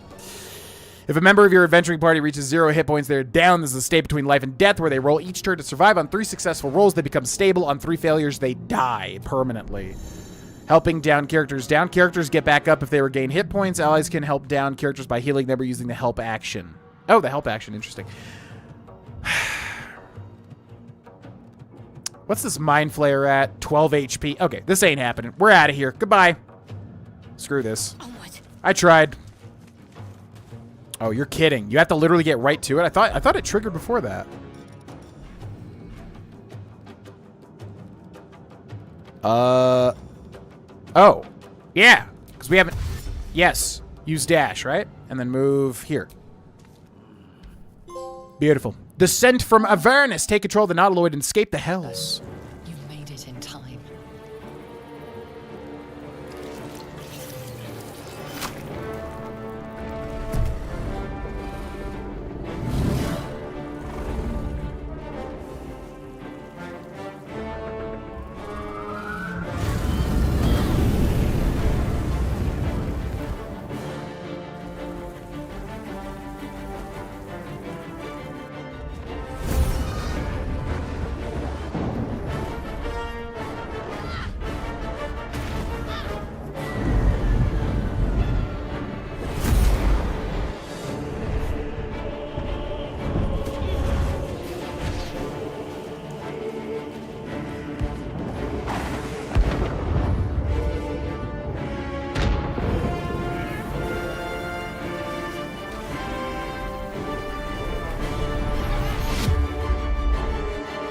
Doesn't even show her do the little thwum. She's got to do the boom.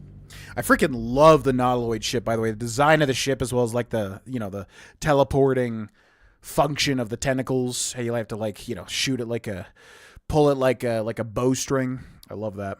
I don't know how accurate that is to the actual D&D lore, but it's so sick. Do, do, do, do, do, do, do. Yeah, we did not get good luck there. I mean, specifically that Illithid did not get good luck, but it's all good. You get a flaming sword. It's cool. I wanted it, but it's not going to happen every time, you know?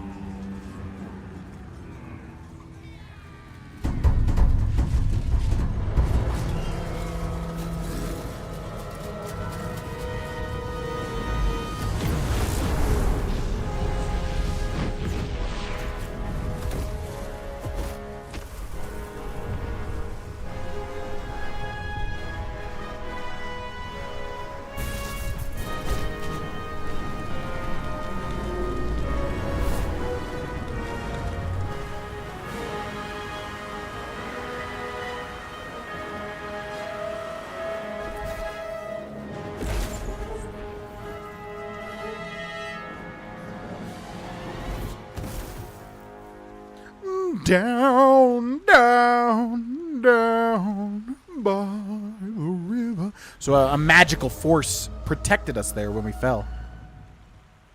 We're officially out of the tutorial. Only 2 hours into the stream. Can you believe it? I think that's a world record, I do believe. Down, down, down by the river. As you wake, The tadpole squirms in your skull. Gross.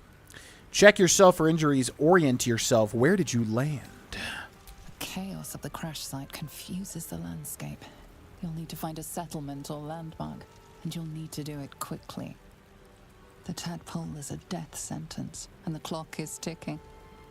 You need a cure. And the clock is ticking. Okay, we are officially out of the tutorial, and here we are in the world of Faerun, I guess. Yeah, I'm not sure how much this game bleeds over into actual D&D stuff. Obviously, the mechanics and the base of it, but in terms of, like, the lore and everything. Oh, yeah, Baldur's Gate. No, what am I talking about? Yeah, Baldur's Gate is, like, a main area in Dungeons & Dragons lore. So, of course, very heavily. For a while there, I was thinking Baldur's Gate 3 was its own thing. Which it kind of is, I guess. I don't know. I'm not the lore guy. Okay, and here we are. I think you gotta run, but those purple things explode. Wait, what purple things? Surviving bad rolls is just as fun as all good luck roll wins. Yeah, like I said, I mean, we turned karmic dice off. I'm good with having bad luck. Whatever the universe wants to impart unto me, I am fine taking it. It's all good.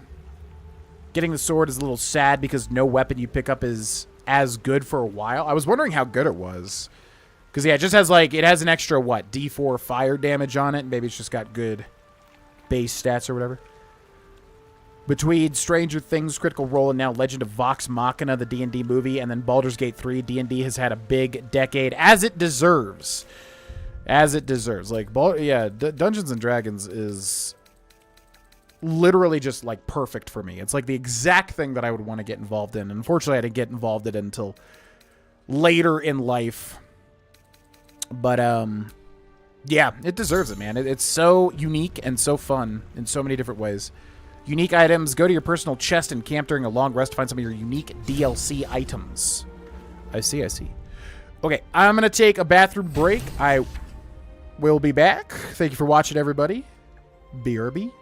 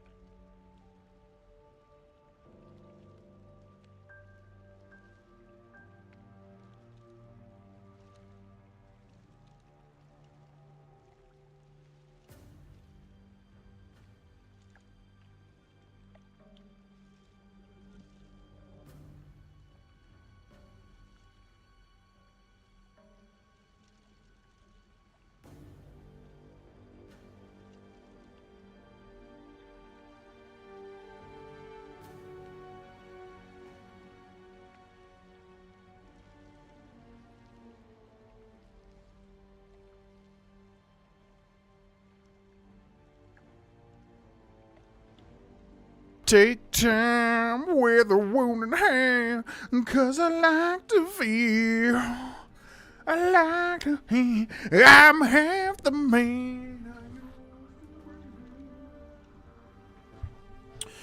Alright, what is up? Roll Ghana chat. It's so weird streaming here, you know? Yeah, but what's up, Volgana patron chat? Hope you're enjoying the stream thus far. If this is your first stream, I've got the chutzpah again. You know, for a while there, it was rough. It was rough. I was gaining weight at an alarming rate, and my energy was just sapped. I had no energy. Go figure. When you gain like 200 pounds or whatever the heck it was, you have no energy to be an entertainer.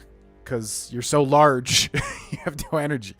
So I'm getting it back. So I'm in a good spot for streaming. I don't know if you guys watch the streams on the main channel or how much overlap there is or whatever. But yeah, the streams lately have been really popping. So good stuff coming.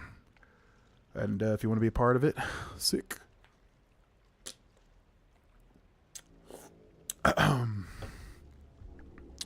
Yeah, I gotta watch. There's season 2 of The Legend of Vox Machina, right? I have to watch that. And the D&D movie. Did you mention that?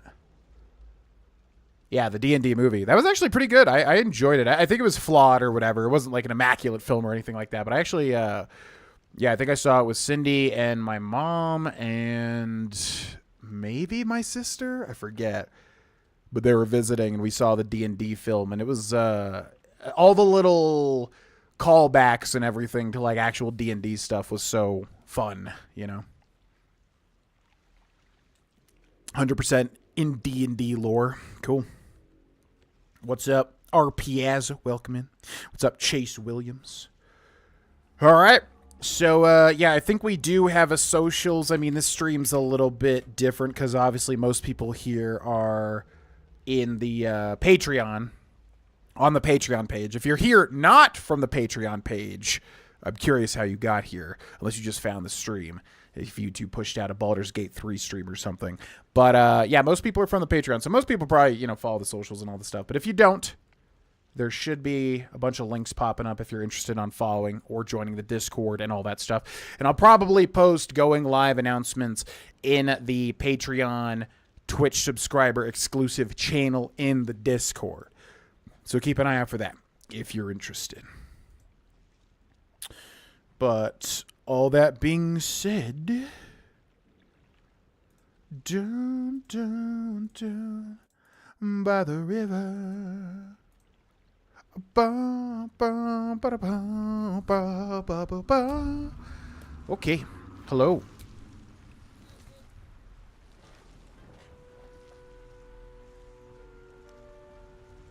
The artifact. Wake her, reach for the... Oh, yeah. Our character would definitely reach for the artifact first.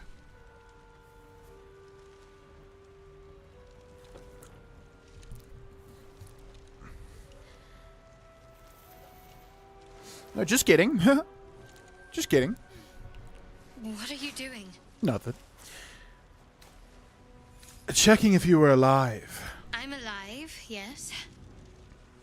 Thank you for the concern. And speaking of, how are we alive? Doesn't matter. We made it. True. Seems like we're the lucky ones, judging by all the corpses strewn about. I remember the ship. I remember falling. Then nothing. What happened to our Gith friend? You might want to reconsider calling her a friend. Looks like she ran off without us.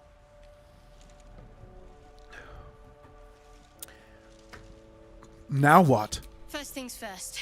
We need supplies, shelter, and most of all, a healer. We might have escaped, but we still have these little monsters in our heads. Do you have any idea where we are? No. I don't recognize this place. But anything's an improvement on where we just came from.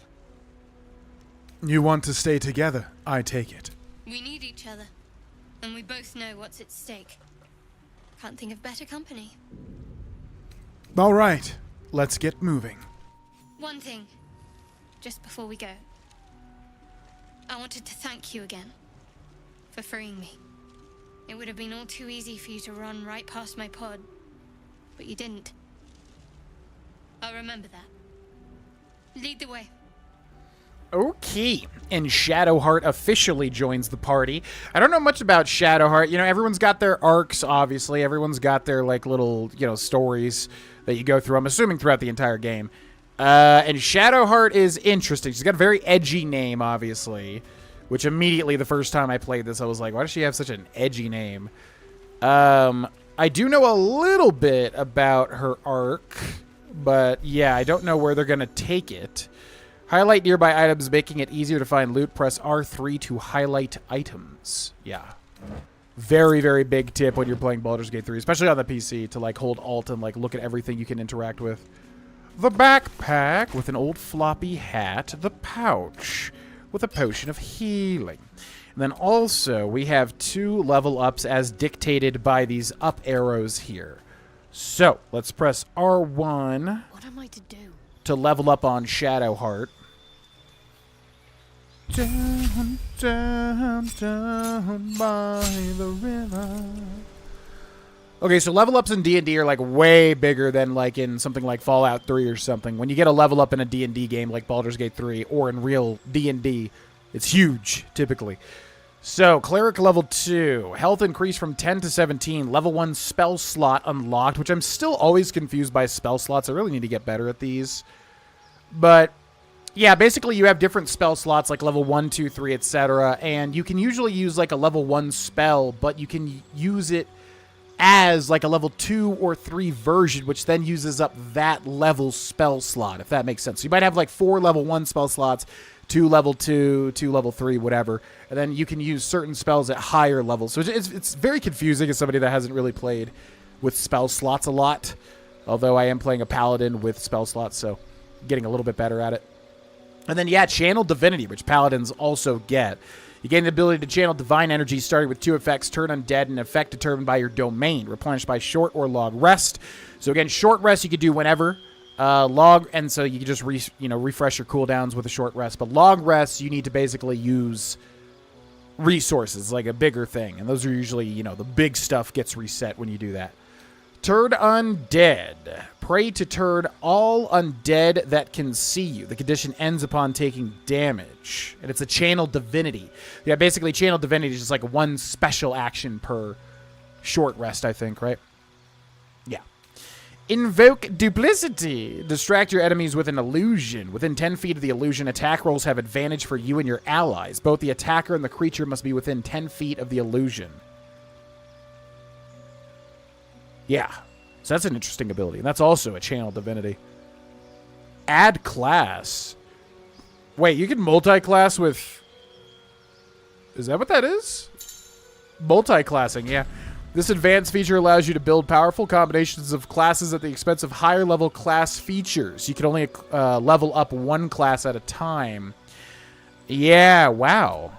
I knew you could multi-class in this. I didn't think you could do it that early or with other characters. But yeah, you can multi-class, which basically, combines classes. That is advanced for me. Not doing that just yet. Okay. And then Spell Book. Prepare spells you can only cast from a limited selection of spells at a time. Select which spells you have prepared from the total list of spells you know. Spells must be prepared outside of combat. Okay, so we're going to take everything off and see what Shadowheart can do. I don't really know much about clerics, but we shall see. Shield of Faith. Protect a creature from attacks. Increase its AC by 2. That's nice. Nice little buff to AC. Basically, AC makes you harder to hit. If your AC is very high, you have to roll. The enemies have to roll higher to hit you. Protection from evil and good. Protect an ally against the attacks and powers of aberrations, celestials, elementals, fey, fiends, and undead. The target can't be charmed, frightened, or possessed by them, and when these creatures attack it, they have disadvantage. So then you have to ask yourself, how common is celestials, aberrations, elementals, fey, fiends, and undead? I guess somewhat common, but it just depends. Okay, Sanctuary. You or an ally cannot be targeted until you attack or harm a creature. You can still take damage from area spells. Until the affected entity attacks or harms another creature, it cannot be targeted by enemy attacks. However, it can still take damage from spells that influence a larger area. Interesting. I guess that would be good if you're trying to, like, prepare something. Bane, up to 3 creatures receive a -1 D4 penalty to attack rolls and saving throws. That's kind of nice. Interesting. Command a creature to flee, move closer, freeze, drop to the ground, or drop its weapon. So there's the command spell we were talking about earlier that would have made that guy drop his weapon. Bless up to 3 creatures. They gain a D4 bonus to attack rolls and saving throws. The classic. Cure wounds. Heal a creature you can touch. Healing word. Heal a creature you can see. Guiding bolt. 4 to 24 damage. The next attack roll against this target has advantage. That's huge. Inflict wounds. Necromancy. Putrefy a creature with the necrotic energy filling your hands. 3d10. Wow, that could deal a lot. And that's like melee range too. Create or destroy water. Call forth rain or destroy a water-based surface. Interesting.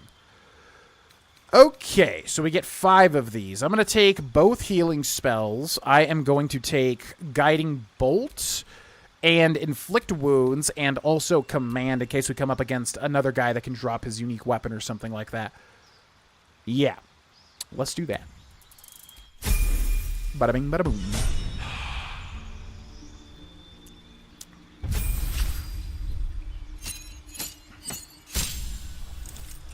Is it sad that I now know which response give the positive reaction, thus starting the romance for Shadowheart? No. Shadowheart is hot as hell, and I would definitely consider romancing her. As far as, like, who would I romance from the characters I've seen? Minthara, we actually did romance Minthara in Dark Urge's playthrough, funnily enough. She would probably be my last choice, personally. Karlach, hot as hell, literally and figuratively. But honestly, I feel like when this game came out, I was definitely, like, way more into Karlach as a romance option. But now, I feel like it would be Shadowheart. Yeah. Lae'zel's cool, too. But I think Shadowheart would be my choice currently, but I don't know all the options. We'll just have to see. What's up, Garfield? Welcome in. Oh, you're good, man. Congrats on the 315 feet. I'm assuming that's a good number. I don't know much about physical therapy. Inflict wounds can definitely be strong. I just always use her for buffing and debuffing and heals. Yeah, it definitely seems like that's what she's good for. I just want to make her a little more aggressive. We are a Mephistopheles Tiefling as our race. Okay, Warlock level 2, you acquire the following. Health increase from 10 to 17. Warlock spell slot gained. Gain 2 passives and a new spell. Now, Warlock spell slots, I think, are different because they come back. So, normal spell slots, you have to long rest to get them back. Warlock spell slots come back when you short rest, which sounds really good, but I think it's because their spells are, like, weaker, but it's, like, more short-term is what I would imagine in terms of balance, you know? Alrighty. Gain 2 passives. Eldritch Invocations. And a new spell. Okay. And then, yeah, we can only get, like, 1 spell, which is weird. Choose the spells you know from the list below. Spells require spell slots to cast unless a feature states otherwise. So, what do we got? Armor of Agath. Oh, this must be adding... Okay, so we have a total of 3 spells. This is, like, adding 1. Maybe. Wait, no, Warlocks work different. Warlocks are weird. I forget how they work. Anyways, what do we want? Armor of Agathis, a little boring. Arms of Hadar's cool. Charm Person. Expeditious Retreat. Hellish Rebuke. Classic tiefling thing. Hex is quite interesting. I like Witch Bolt, though. Level 1 Evocation spell. Lightning damage. Link yourself to a target with a bolt of lightning. Deal an additional 1 to 12 lightning damage each turn by activating it. Wait, what? You link yourself to a target with lightning and then it deals stacking damage? Am I reading that right? It's like you do the damage initially, but then if you're linked, it keeps stacking more and more? Because that sounds crazy. I'm gonna use it. Screw it. I don't care. Okay. Eldritch Invocations. In your study of occult lore, you have unearthed Eldritch Invocations, fragments of forbidden knowledge that imbue you with an abiding magical prowess. Yeah, so these are like Warlock-specific passives. These are really interesting. So Agonizing Blast. When you cast Eldritch Blast, add your Charisma modifier to the damage it deals unless it's negative. That's cool. You can cast Mage Armor on yourself at will without expending a spell slot. Mage Armor increases your AC when you aren't wearing armor. You can speak with animals at will without expending a spell slot. You invoke your patron's Bewitching Charm. You gain proficiency in Deception and Persuasion. You can see normally in darkness, both magical and non-magical, to a distance of 80 feet? What? You can see normally in darkness, both magical and non-magical. Interesting. Fiendish Vigor. You can cast False Life on yourself as well as a level 1 spell without expending a spell slot. False Life gives you 7 temp hit points. Mask of Many Faces. You can cast Disguise Self at will without expending a spell slot. One with Shadows. You learn how to cast One with Shadows, which I don't know what is One with Shadows. Vanish into the darkness and become invisible as long as you stand still. Interesting. Repelling Blast. When you hit a creature with Eldritch Blast, you can push the creature up to 15 feet away from you.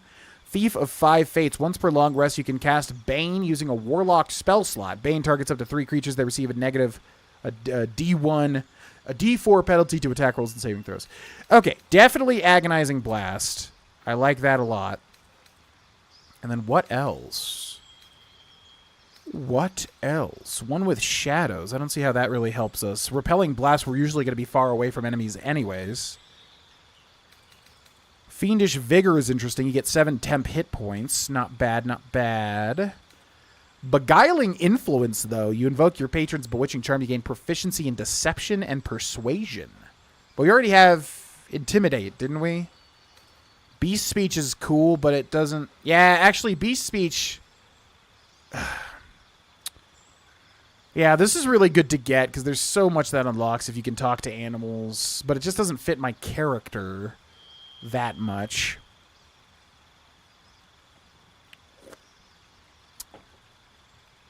That's fine. Yeah, Beast Speech is honestly really good to have in these types, in both this and like Divinity Original Sin 2. Okay, we'll take that. So replace spell. The amount of spells you can have fixed in your mind is limited. As you level up, you may wish to replace old spells with new ones. Choose a spell you know and replace it with another. Yeah, this is so weird.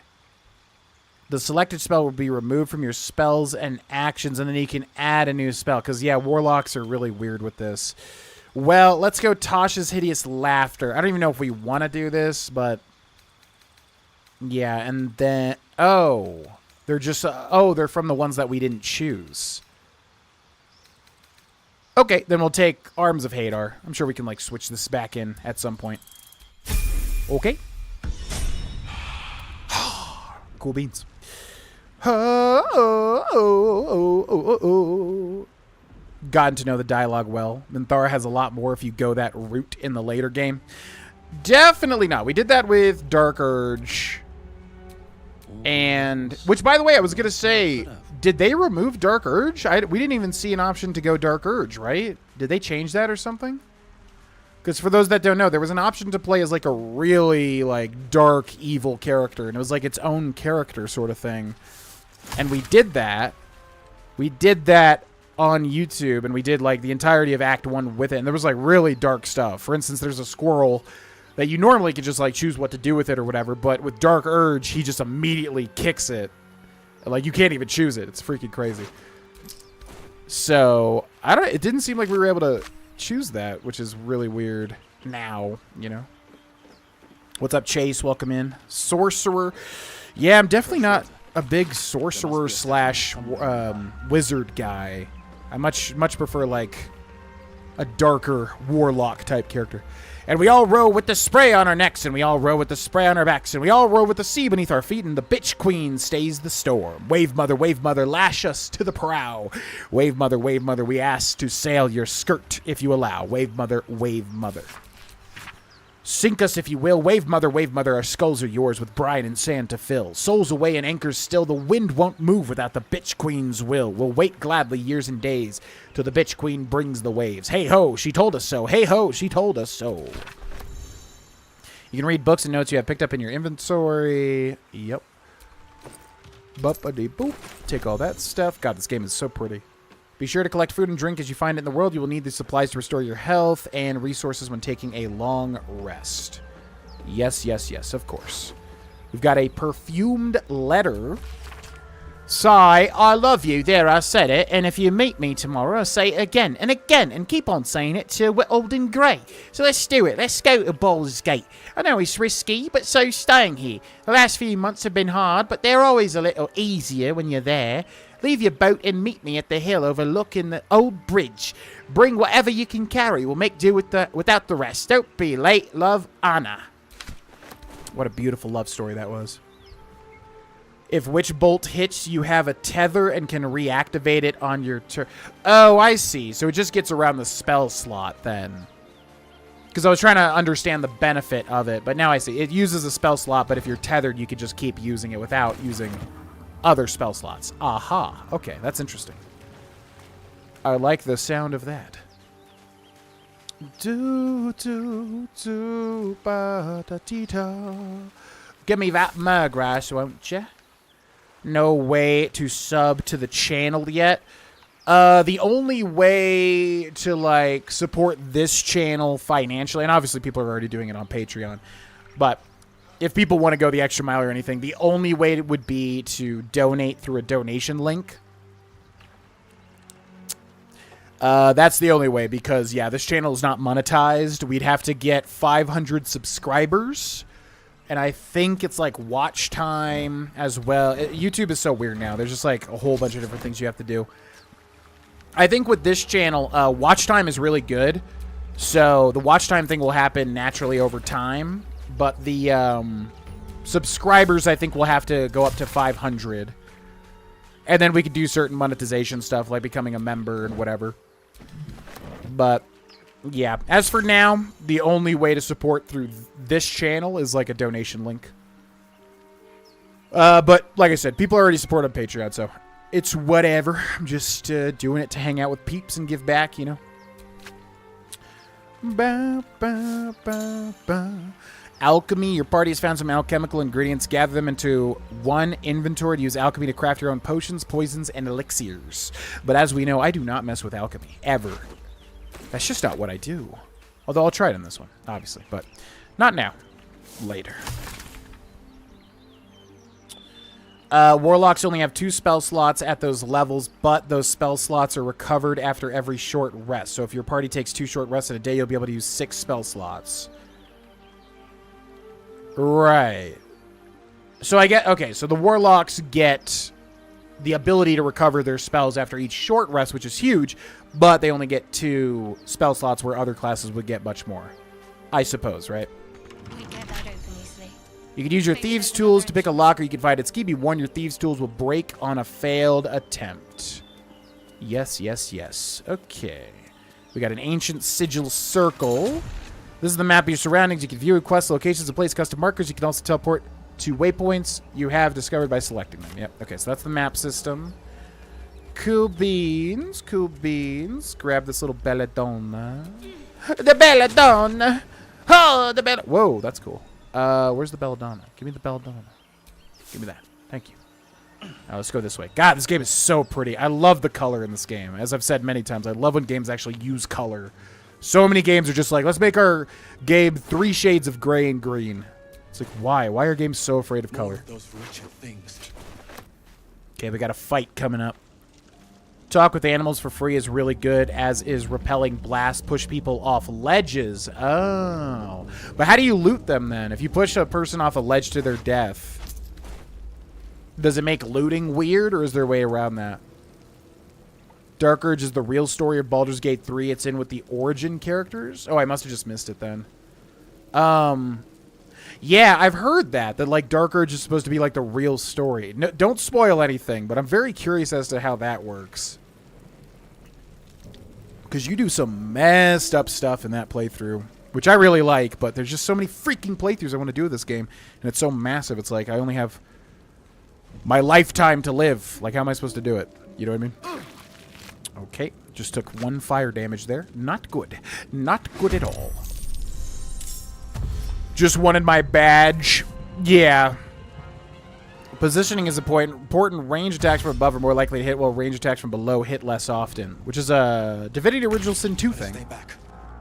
One strike could be lethal. Yeah, I would love membership. I mean, it's weird because, like, I don't want people to obviously support on the main channel and support here. We've already got people supporting on, like, the other channels, too, to get the videos early, and it's like, I definitely don't want to do a thing where, like, people are just, you know, donating everywhere, because that's just kind of silly. If they want to, obviously, you know, I will try to give back in the best way that I can, but yeah, it would be cool to have, like, memberships here eventually or some way. I think I can set the price if we unlock membership, so if I can make it, like, super cheap here, like $1 or $2 or whatever, that would be cool. And that way we'd have the membership badges and all the stuff. And you get the early videos, too, because that's all through YouTube specifically. So that would be quite nice. I did not mean to do that. Okay, one bonus action, and we don't really have... I could dip my weapon, actually. I believe I can dip. Dip a weapon to the surface to alter the surface or enhance the weapon. If you are dual wielding, you dip both weapons. I think I could dip it in the fire here, right? Any advantage I can get. Yeah, and then I think it's a +1d4 fire damage, which is pretty cool. Okay, end turn. Did not mean to do that, but oh well. Dash action.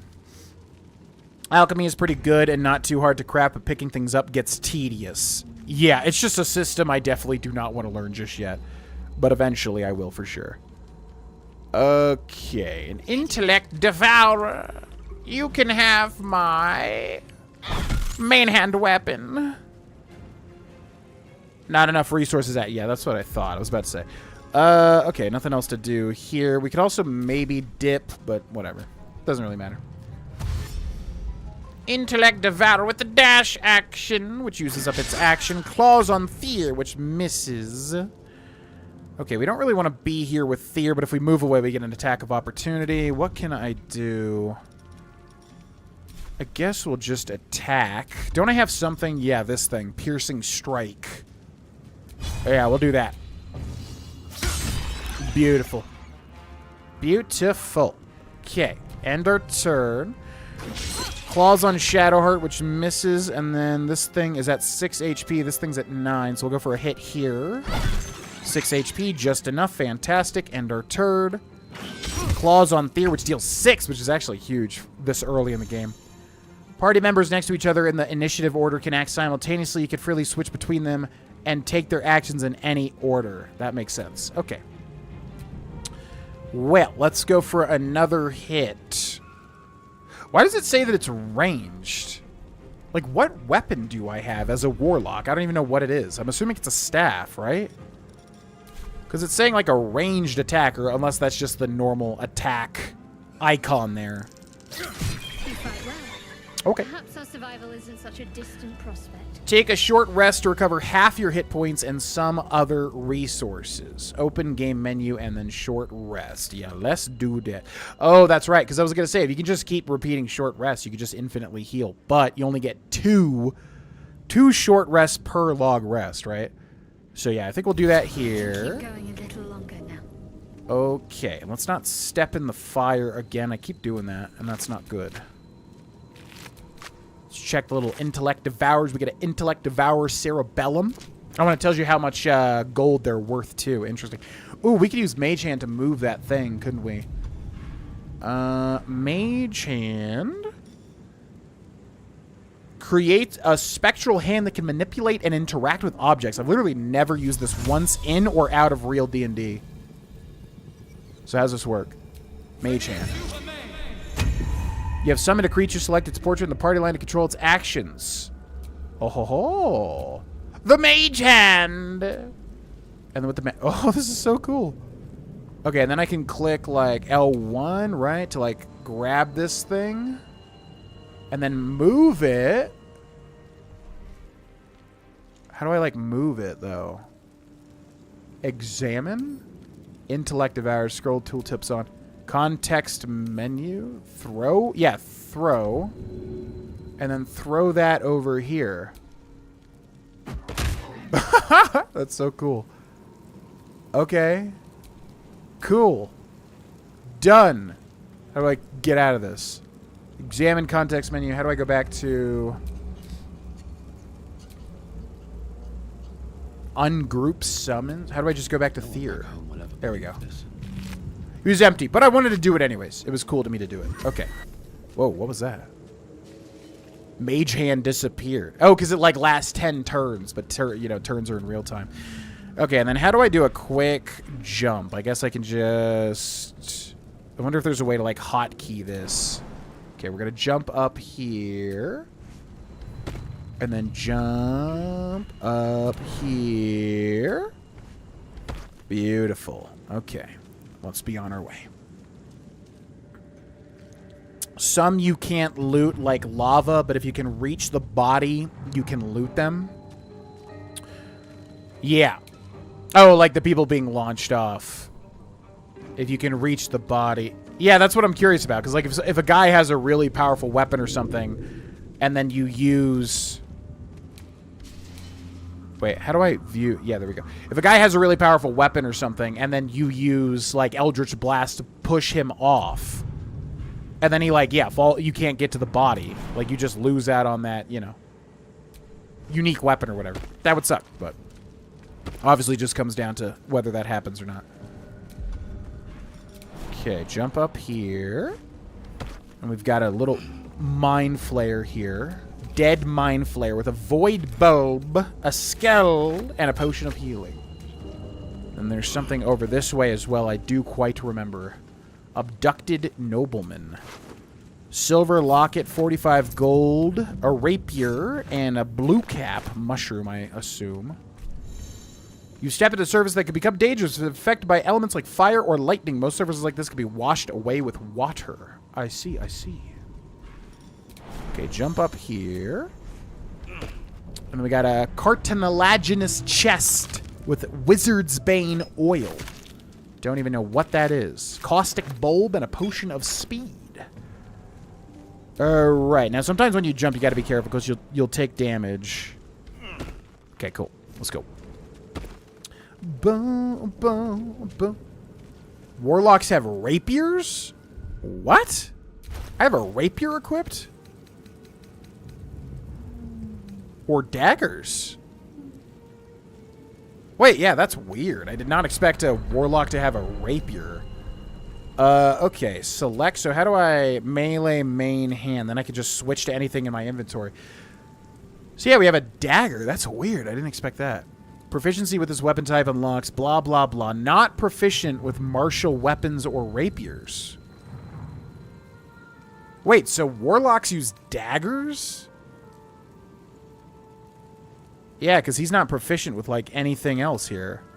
Wait. A mace. 0 to 5 damage. But I think Shadowheart has this equipped, right? Or we could have a hand axe. But yeah, it looks like the daggers are best option. That is so weird. I definitely don't remember warlocks having daggers. What the heck? Just remember, you do not have to give in to the urge. That line can be played fighting the urge or giving into your urges. It's so open to how you play an evil campaign. Baldur's Gate 1 and 2 was about Baal.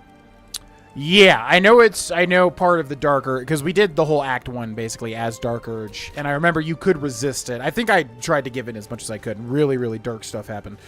I'm just curious how it plays out. I'm curious, which obviously no spoilers, but I'm curious, like, if you go through the entire game, giving in or not giving in, how that makes it, like, you know, how that goes with the rest of the story. That's what's very curious to me, but Something the matter? we're not doing Dark Urge this time, so I suppose we'll see later on.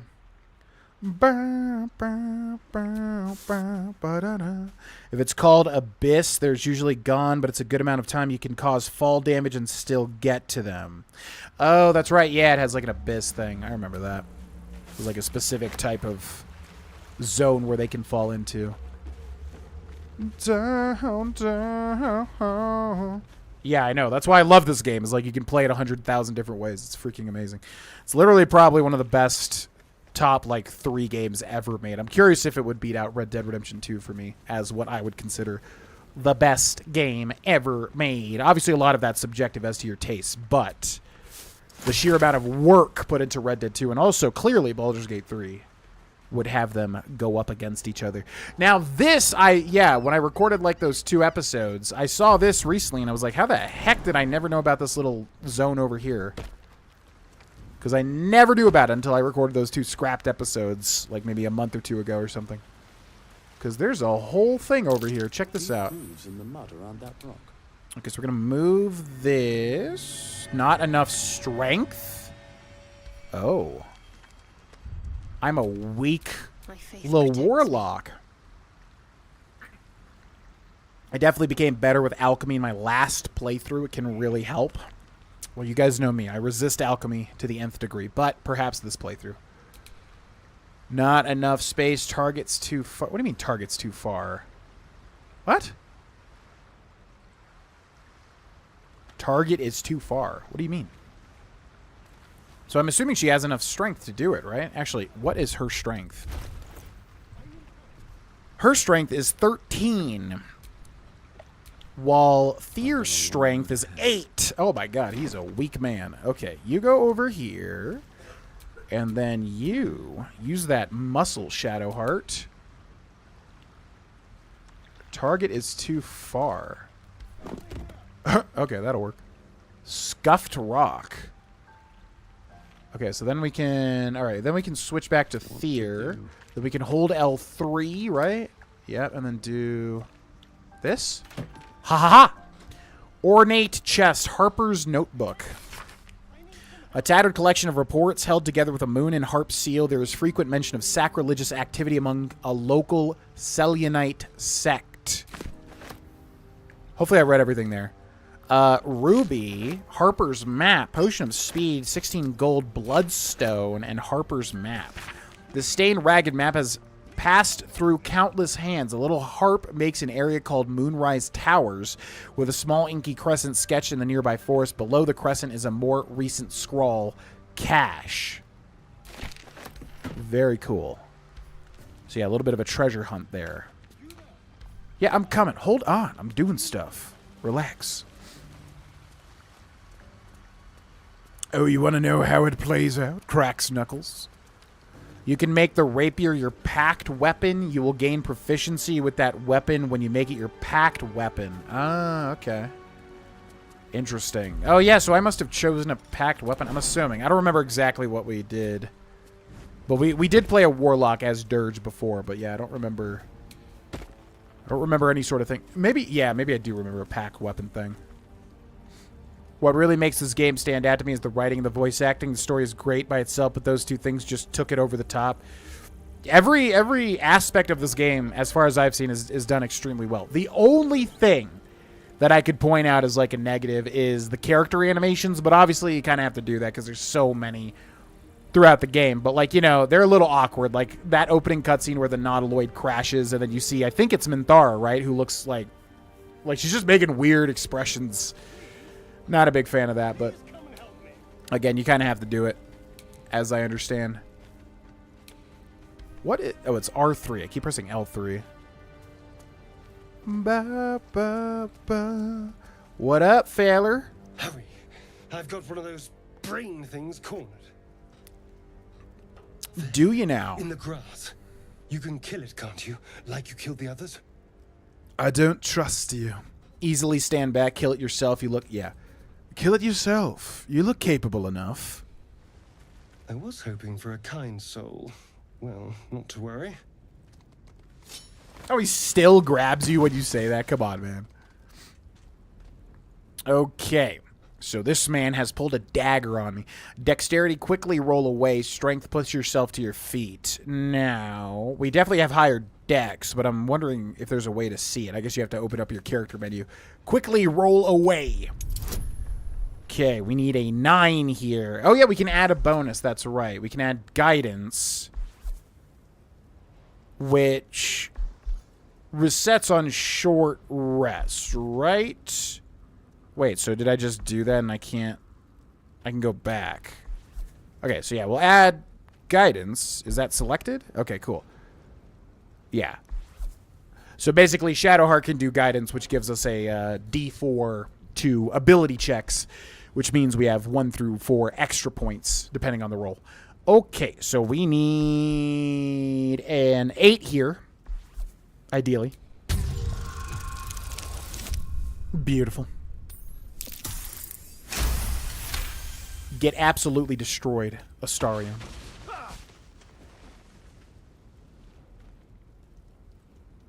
I saw you on the ship, strutting about whilst I was trapped in that pod. What did you and those tentacled freaks do to me? Well, you think I did something to you, bro? Do I look like a tentacled freak?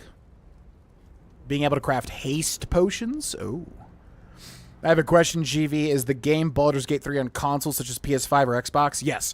I am playing this on PS5. I think it's on everything now. It took a while for it to come out on everything, I do believe. It started on PC. But I am playing this on PS5. I don't know about Xbox. I would think it would be there, but definitely at least PC and PS5. Haste and resistances as well as heal pots make alchemy useful. Critiquing BG3 as Astarion is on my screen. Blasphemy.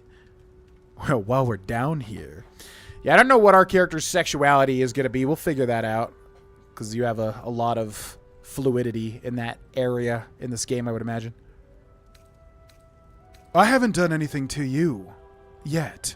You arrogant little... Your mind twists. You're looking out of unfamiliar eyes, prowling dark, busy streets. You try to hold the memory, but it fades to the worm. The light. The fear. What was that? What's going on? It's the Mind Flayer's worm. It connected us. The worm? Of course. That explains things somewhat. And to think, I was ready to decorate the ground with your innards. Apologies. You could try. You could have tried to do that.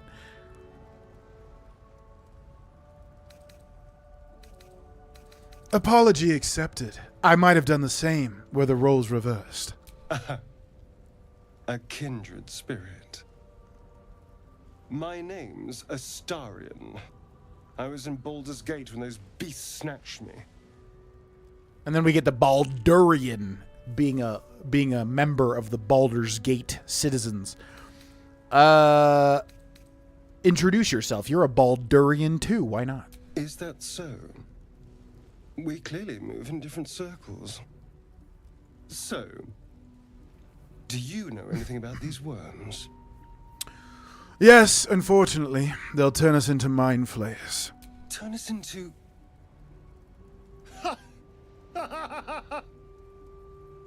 Of course it'll turn me into a monster. What else did I expect? Although, it hasn't happened yet. If we can find an expert, someone that can control these things, there might still be time.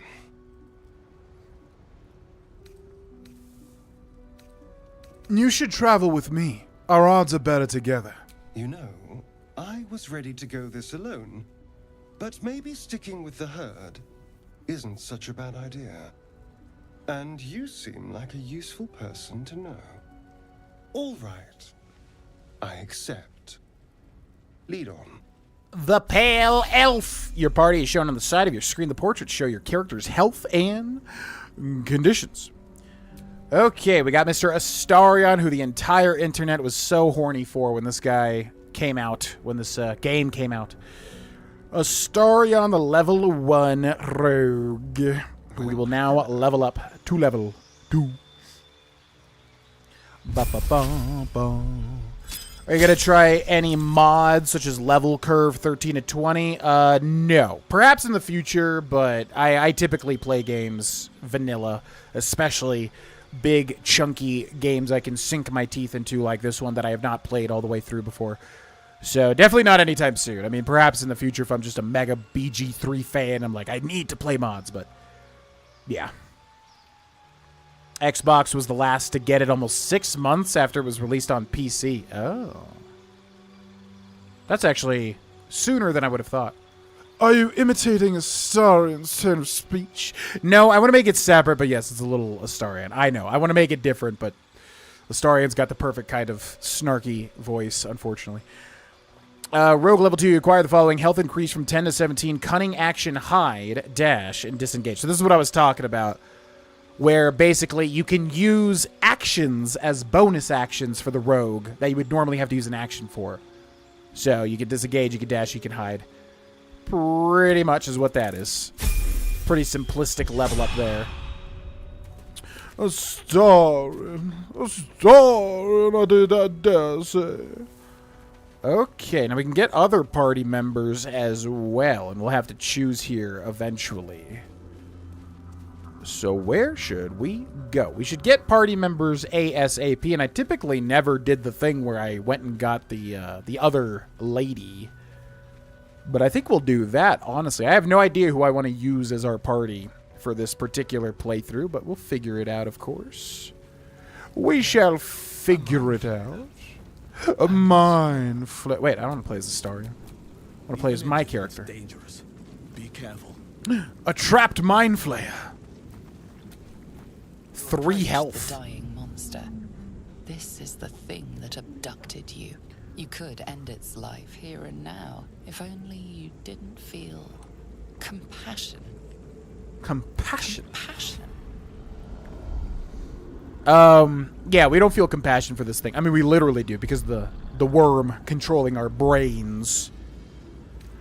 No, you should be furious, shouldn't you? Yes, you feel hate, and you deserve to be punished for it. You should be whipped, made to bow before this creature in shame. It's possessing your mind, forcing you to love it, but then the feeling slips. The creature's mind seems to focus elsewhere. Intelligence, concentrate on its thoughts, take advantage of the lapse, break free. Let's go for the intelligence check here. We need a DC of 10. We can always add guidance, because guidance is... I forget how guidance... I'm going to have to read guidance's thing. Anyways, roll the dice. We need an 8 here, unless we roll high on the guidance. Nice. I failed this skill check one time, and it was horrible. Like, I failed... Not this skill check. There was, like, a really low skill check, like, I think 2 or something, and I failed it, and it was brutal. Your minds fuse, lusting for something that is gone. But then its grip claws back with a vengeance. A vice locking your mind into obedience. It needs sustenance to survive. And with your very body, you can provide. Yeah, that's not happening. That's disgusting. Neil crushes this so much. Definitely deserved all the awards. That's Astarian's voice actor, right? I think I've heard his name is Neil. PS5 got it a month after PC. Wow. Merry Christmas to you as well, Garfield. Used Withers to change Astarian's subclass to get 2 bonus actions. Oh. Yeah, because I played an assassin in real D&D one time. But Astarion, I think, is an assassin, right? Unless you change it. Part of the fun of Act 1, determining how you want to play the character. Compassion. I know, right? Yeah, all these voice lines that I've heard so many times. Yeah, the narrator does such a great job. Yeah, submit to the feeling. Lean in as for a kiss. That ain't happening. Resist the intrusion with everything that you have. This, I failed this. Yeah. This is the one I failed. A level 5 DC. And it was horrible. So hopefully that doesn't happen here. Ooh, thank God. Yeah, because that's disgusting. I think you do lean in and basically kiss it to give it, like, HP back. And then I think you have to fight it. It was, like, really awful if you fail that, if I remember correctly. The monster lies exhausted, defeated. Its eyes, wet orange pearls, radiate malice. You think I care? Leave it to die slowly. Close those eyes forever. Curb stomp. Pretty brutal. Pretty brutal way of execution. Death is too good for it. Monster! Monster! You're a monster, you are! You are a monster! I dare say. Okay, let's jump up over here. What just happened to me? Is there like a tiny little ember on the floor that I just took 1 damage and I don't even know what that was from? Wait, what's happening to me? Oh, guidance. Yeah. Guidance, of course. Okay, and then jump over here. And then guidance is going to run out very quickly here. Whipped, forced to bow, not before a couple of dates. Yeah, these mind flayers, they're very bold in their romancing. Remember this part in the low roll. Yeah, I don't remember if that happened on Twitch or where, but we failed it, and then I think we had to fight it, and it was like just all around not a good scenario. Not a good scenario whatsoever. Dead goblins. And we could jump over this fire here. Worth checking for supplies, maybe. Yeah, okay. Let's check the goblins, I suppose. I forget. Oh, yeah, okay. So here's another party member who we have not seen yet. Bone and a hand axe. A goblin scimitar. Potion of healing, supply pack, and a goblin bow. Okay, that one actually had some good stuff. Neil Newborn. Everyone seems to have such great storyteller voices. Yeah, Astarion's fantastic. I mean, yeah, pretty much all the voice acting. I've heard, at least. I don't remember hearing any bad performance at all. This party member right here. In this ancient sigil circle. You approach the sigil on the stone. Magic glitters and swirls from it erratically, as if malfunctioning. It looks slightly dangerous. Touch the sigil. Why not? I feel like there should be more of a motivation for your character to do this. Like, why would you even mess with this? I feel like you're just asking for trouble here, basically. A hand? Anyone? Who are you? Slap the hand. Grab the hand and pull. Attune yourself to the sigil's magic, then bid it to quiet down. Oh. Now that's interesting. DC of 7. We get +3 from our charisma, so we need a 4 here. 18, okay.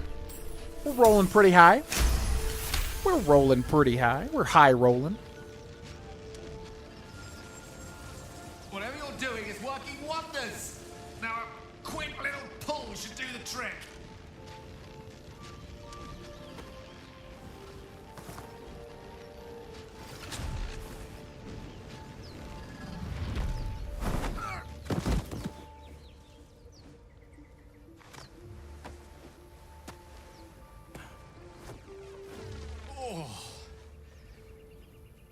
Hello. I'm Gale of Waterdeep. Apologies. I'm usually better at this. What up, Gale of Waterdeep? At not wasting the time of passing adventurers. No need to apologize. At introductions. At magic. Say, but I know you, don't I? In a manner of speaking. You were on the Nautiloid as well. I maybe was on the Nautiloid. You don't... this one always makes me laugh. You don't trust this man. Draw your weapon. It's just so, like... jumping to conclusions. I was, yes. And I can only assume you too were on the receiving end of a rather unwelcome insertion in the ocular region. Yeah, a bit of a mind F, you could say. Couldn't have phrased it more repellently myself. No use sugarcoating it, is there? The insertee we speak of, this parasite, are you aware that after a period of excruciating gestation, it will turn us into mind flayers? It's a process known as ceramorphosis, and let me assure you, it is to be avoided. You don't happen to be a cleric by any chance, do you? A doctor? Surgeon? Uncannily adroit with a knitting needle? You seem to know enough about our condition to realize it's beyond most clerics' skills. Most, no doubt, but I find myself hoping to be in the presence of the few. You don't happen to be one of them. I am curious what you could say here, because I remember you do get a paladin-specific dialogue option here. My patron offers me many gifts, but tadpole extraction is not one of them. I can't cure all parasites. As we've established, few enough can. It's not exactly a common affliction. We're most certainly going to need a healer, and soon, too. How about we lend each other a helping hand once more and look for a healer together? Yeah, sounds good. Sounds like a plan. You're welcome to join me. Most excellent. A parasite shared is a parasite halved. Or something to that effect. Oh, but before you think you're about to embark on a journey with most ill-mannered a man, thank you for pulling me out of that stone. It was an act of foresighted kindness, I assure you. For I have the feeling ample opportunities will present themselves for me to return the favor. Too true, because my god, Gale is like the most intimidating level up by far. He has like 50,000 billion spells. Because he is a sorcerer, right? Or a wizard. I really need to know the distinction between sorcerer and wizard. They're so, like, close to me. But, yeah. The wizard. Gale of Waterdeep. Pretty interesting character. He's got a very interesting shtick to him. Would you touch the swirling sigil? Would I touch the swirling sigil in real life? No. I don't think I would do much with things that, like, genuinely could mess me up, you know? If it's a swirling thing of magic, even if it seems fine, I feel like I still wouldn't do it. Curiosity. His hair rivals yours, can't be trusted. I was thinking the same thing. I was like, I feel like he has the same hair. And that hairstyle is called, like, the Waterdeepian or something, which makes sense because he's from Waterdeep. Gale's voice actor sounds familiar. Not to me. Although maybe. Who's your favorite character here so far? Out of Lae'zel, Astarion, Gale, Shadowheart. Who's my favorite character? You know what? I want to say Lae'zel. Which is interesting. I actually really like Lae'zel because she's like, you know, badass, and she's. They didn't make her just like a nice character. Like she actually, you know, you'll get into trouble with her later, depending on certain things. And she obviously hates the parasites more than anything. I feel like I like Lae'zel because she's like a difficult character, but in a good way, if that makes sense. Whereas Gale's just, you know, he's a cool guy. Astarion's, you know, cheeky little bugger. Shadowheart's mysterious a little bit, but yeah, I like that Lae'zel kind of sticks to her guns. But we have not met my favorite main party member yet. There's definitely a favorite. Wizard level 2, you acquire the following specialization. Health increases from 8 to 14. Level 1 spell slots. Evocation. I never know how to say this word. Evocation. Evocation Savant. Learning evocation spells from scrolls costs half as much, becoming 25 gold pieces per spell level. Sculpt spells. Create pockets of safety within your evocation spells. Allies automatically succeed their saving throws against these spells and take no damage from them. Oh. New spell, new spell. Okay, so yeah, this guy is a whole thing here. The distinction is that Hagrid has to tell you if you're a wizard versus a sorcerer. Ah, that makes a lot of sense. Wizards are guys that go to magic school and are nerds. Sorcerers are guys that have it naturally. Huh. Is that how it's represented in this game, too? Because I really don't know how those two classes differ. They're the type of classes that I'm just immediately like, no. Because there's so much. Like, you have to do so much with the spells. Okay, so we choose his subclass here. Abjuration. You twist and harden the weave into arcane wards to protect yourself and others. Learning abjuration spells only cost you 25 gold per spell level, not 50. You acquire the following. Abjuration Savant and Arcane. So these are all the same. So you just get a 25 gold discount. The residual magic of your spells forms a ward around you that protects you from harm? That's pretty good. This is defensive, it seems. Evocation. You are known as an evoker, striding unharmed through the unfettered chaos you call. Okay, and then you get the sculpt spells thing, which is pretty good for, like, allies.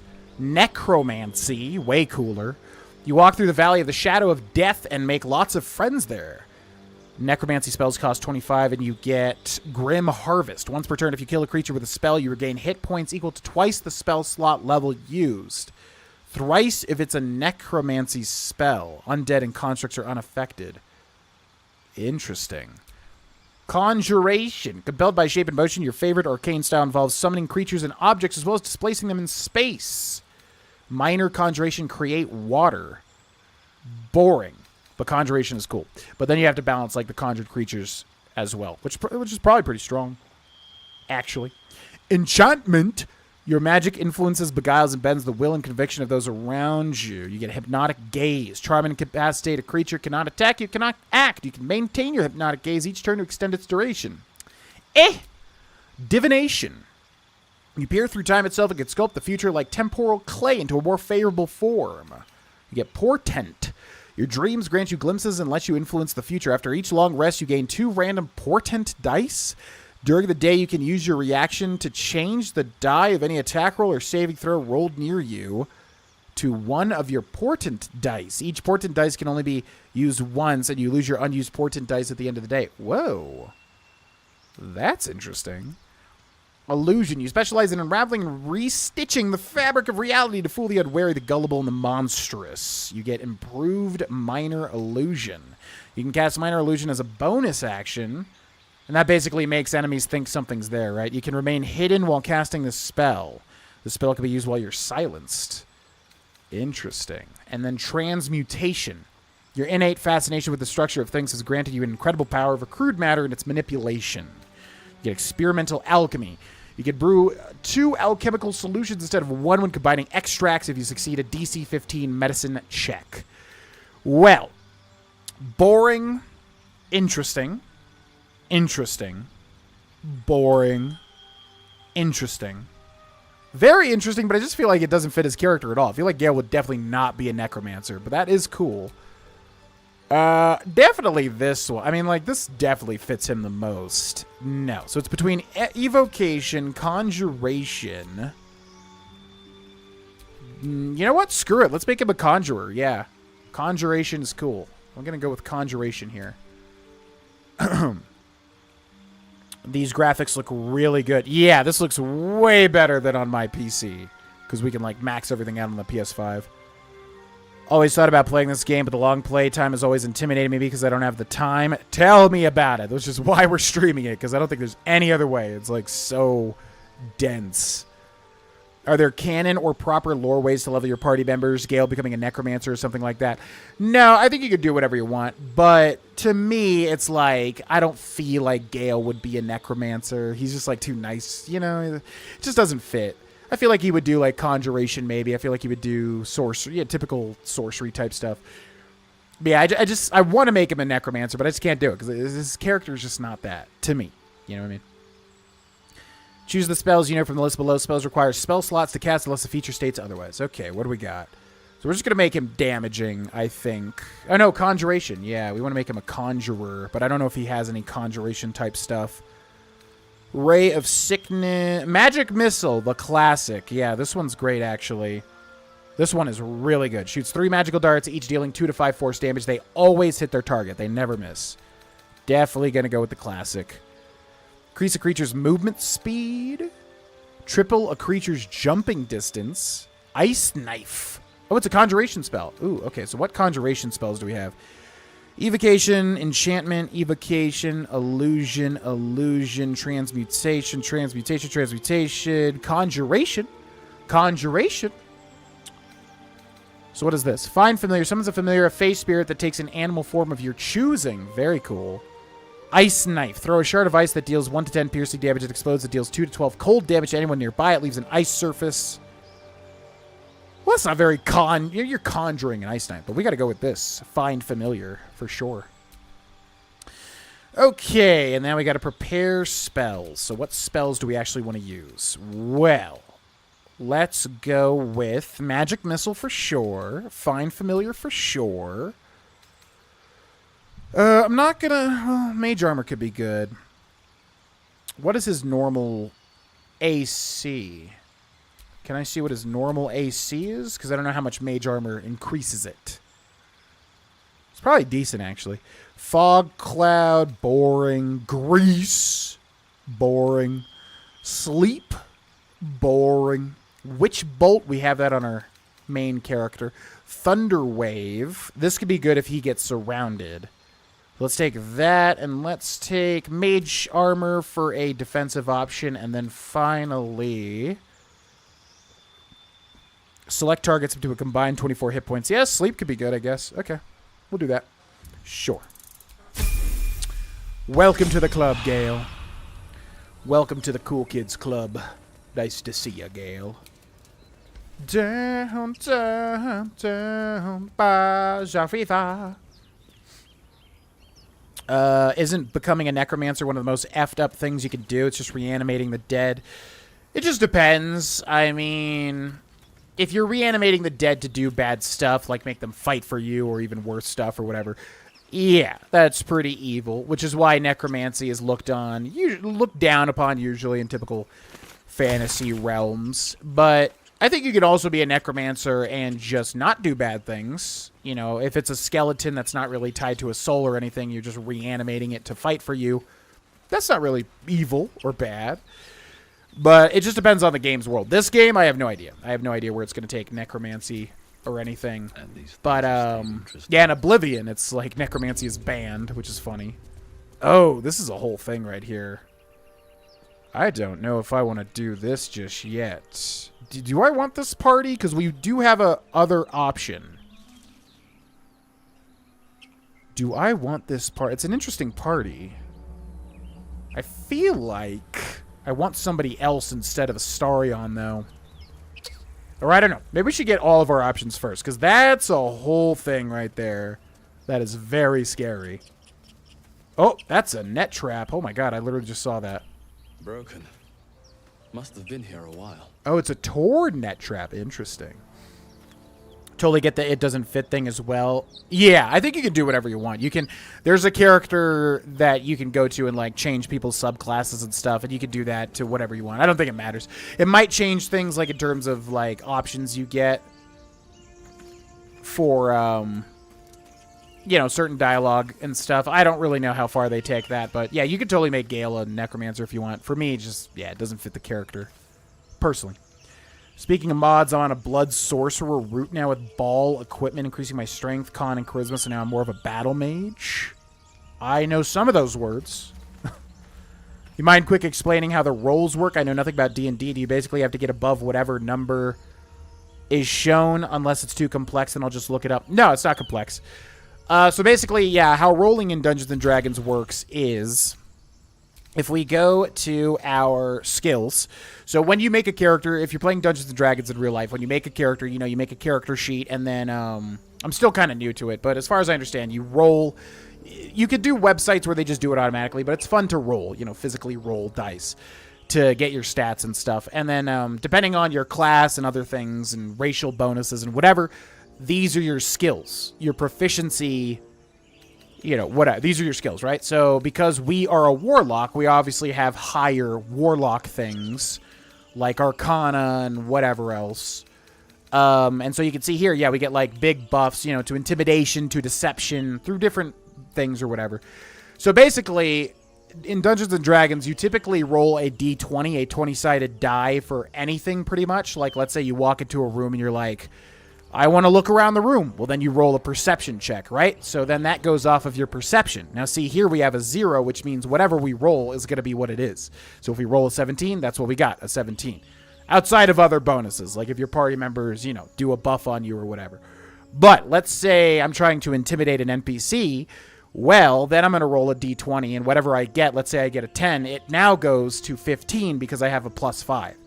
So it's just very fun because, like, obviously, you know, if you're making a stealthy character, you're going to succeed at stealth more because you get the bonuses from, you know, stealth or whatever.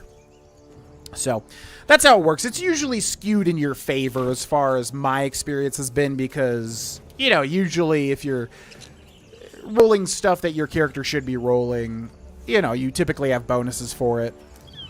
So, yeah. What up? Zoru was right. Yellow as a toad, twice as ugly. How dare you? The thing's dangerous. Leave it for the goblins to kill. And if it escapes, how will you... Oh, a guest. Your skull pounds in response to the prisoner's white-hot stare. Her lips don't move, yet you hear her voice. Get rid of them. Don't you give me no orders? You can have modifiers on your rolls based on what the character would be good at. Yep, pretty much. High stats basically let you manipulate a dice roll. Kinda. Like, you know, in my second D&D campaign, I was playing a tiefling rogue who became an assassin. So his stealth modifier was so high, whenever I rolled stealth, you know, it was like hilarious because I was so stealthy. But that's because that's what I'm supposed to be good at, right? I'm playing like a rogue, I'm playing an assassin, whatever. So, you know, you have to play to your strengths, and usually you don't want to play to your weaknesses because you can even have, like, negative modifiers that hurt you if you try to roll for that. If you're playing, like, a tiny little nerd sorcerer and you try to do, like, a strength grapple check or something, you're going to lose most likely. You could roll crazy high and succeed, but it's most likely you'll lose because, you know, it's just not what that character would do. So, yeah, it just all works out. I mean, it's just, like, a fun way to, like, make a character. It's once you play D&D, you start to realize just how much video games are based on tabletop RPGs, because, like, it's the same stuff, basically. Okay. Rather demanding for a woman in your position. Why should I, for real, though? This creature is dangerous. Get out of here. Leave it to me. Oh, yeah. This creature is dangerous. Get out of here. Leave it to me. So see here we have proficiency in deception, as you can see down there. So we get a +2 to our roll from having deception proficiency, and then also a charisma modifier, which is basically special stats like in Fallout. So we get a +3 and a +2, and we need to hit the DC of 10, which means with our bonuses, we just need to get a 5, which then will get added to the bonuses, and then we succeed, right? So let's see what we get. That's a big roll. So now we get like a huge roll. 17. We just needed to get a 10 to pass. He's right. Let's go. We need to check out that blast. A blast. I could use more specifics. You didn't hear it. Shook our camp good, so we came for a look. I'm in dire need of healing. Where is this camp? Okay, persuasion check here. DC of 5. We could use guidance and basically guarantee this, but I'm feeling lucky. Let's go. We need a 2 here. Oh, okay. Yeah, and if you ever roll a 1, you critically fail, which means no matter what happens, you fail. But if you roll a 20, which you might have heard of nat 20, natural 20, you critically succeed. Basically, you always succeed when you roll a 20. But a dirty 20 is like, let's say you roll a 17, but your bonuses give you 3, and then that takes you to 20. That's a dirty 20. But a natural 20 is like when you just roll a 20, which is always very exciting. Northwest. Look for Nettie. Whatever your wound, she can mend it. And be careful. There are goblin traps everywhere. Nymessa, come. Enough gawking. Get me down. I'll gawk at you all I like. Say please. Never.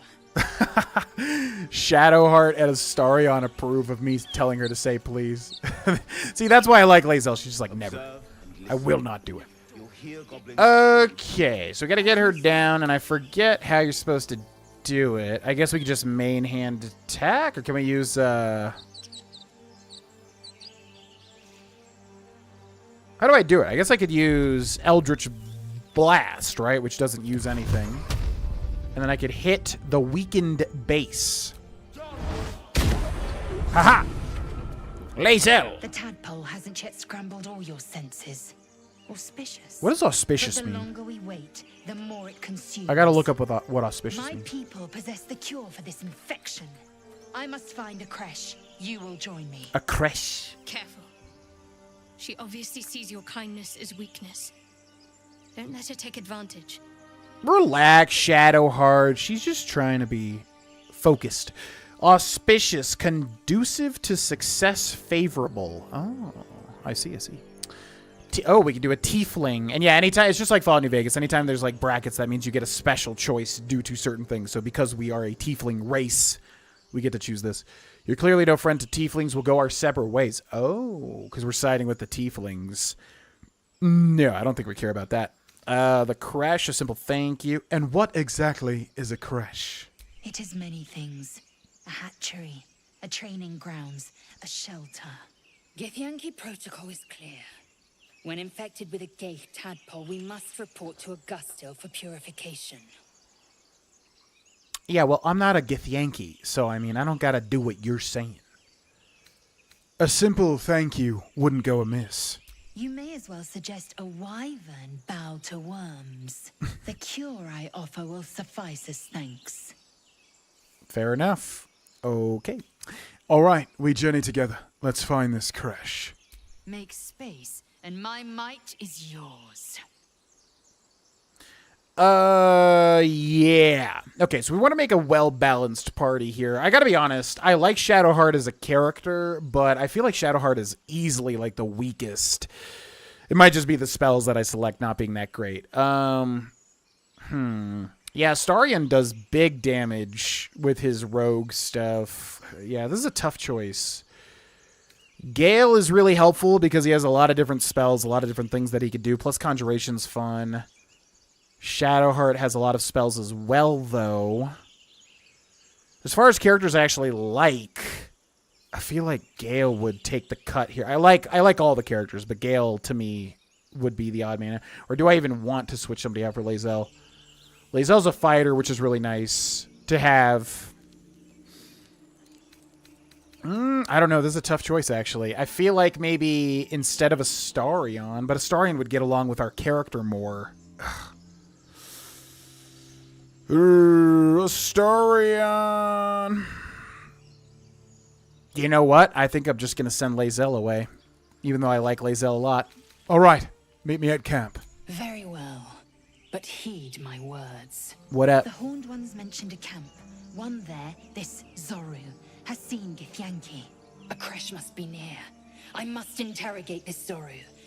Our very lives depend on it. I will be at your camp. Do not keep me waiting. What the hell is she talking about? She's playing Ocarina of Time or something? Talking about Zora? I don't know what the heck she's talking about. Okay. So I think that's all the party members we can get at this point in time. And I like this party here. It's like a little band of rogues. I dig it. Yeah, and I think we'll end this here because it is Christmas Eve and I would like to spend some time with my loved one. So I think we'll call it here. I definitely want to do more. I have the bug to stream for longer. I really wish the guy that cut my hair didn't take that long. He took forever. And so it took me a while to get my workout done. But I have the bug to... I mean, I really want to play more of this. Like, we're just scratching the surface, obviously. But that'll be a good place to end for today. Let's make 3 saves, as is tradition. But yeah, this game is nuts. If you don't know anything about Baldur's Gate 3 or never seen or played it at all, this game is crazy, man. Like I said, I've only seen 1/3 of the game, and it is so bonkers amazing. I'm very excited to see everything after that. So if you're in this for the log haul, and if you can't watch everything, the live streams will be saved on the live tab on this YouTube. So if you can't watch everything, you know, make sure to just check that out if you're interested. But if you're in this for the log haul, I think it's going to be epic. We did Dragon Age Inquisition on Twitch a while back, and it was the same sort of thing. It was like this huge adventure. I was so attached to it. It was just such like an amazing like journey from start to end, and I feel like that's going to happen here as well, you know. So if you're in it to win it, it should be some fun. But we got to pace ourselves because this game is going to be massive. Do.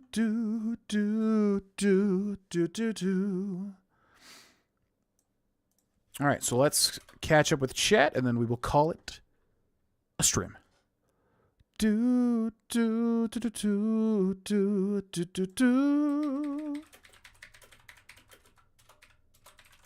Let's turn on some music, though. It's way too quiet.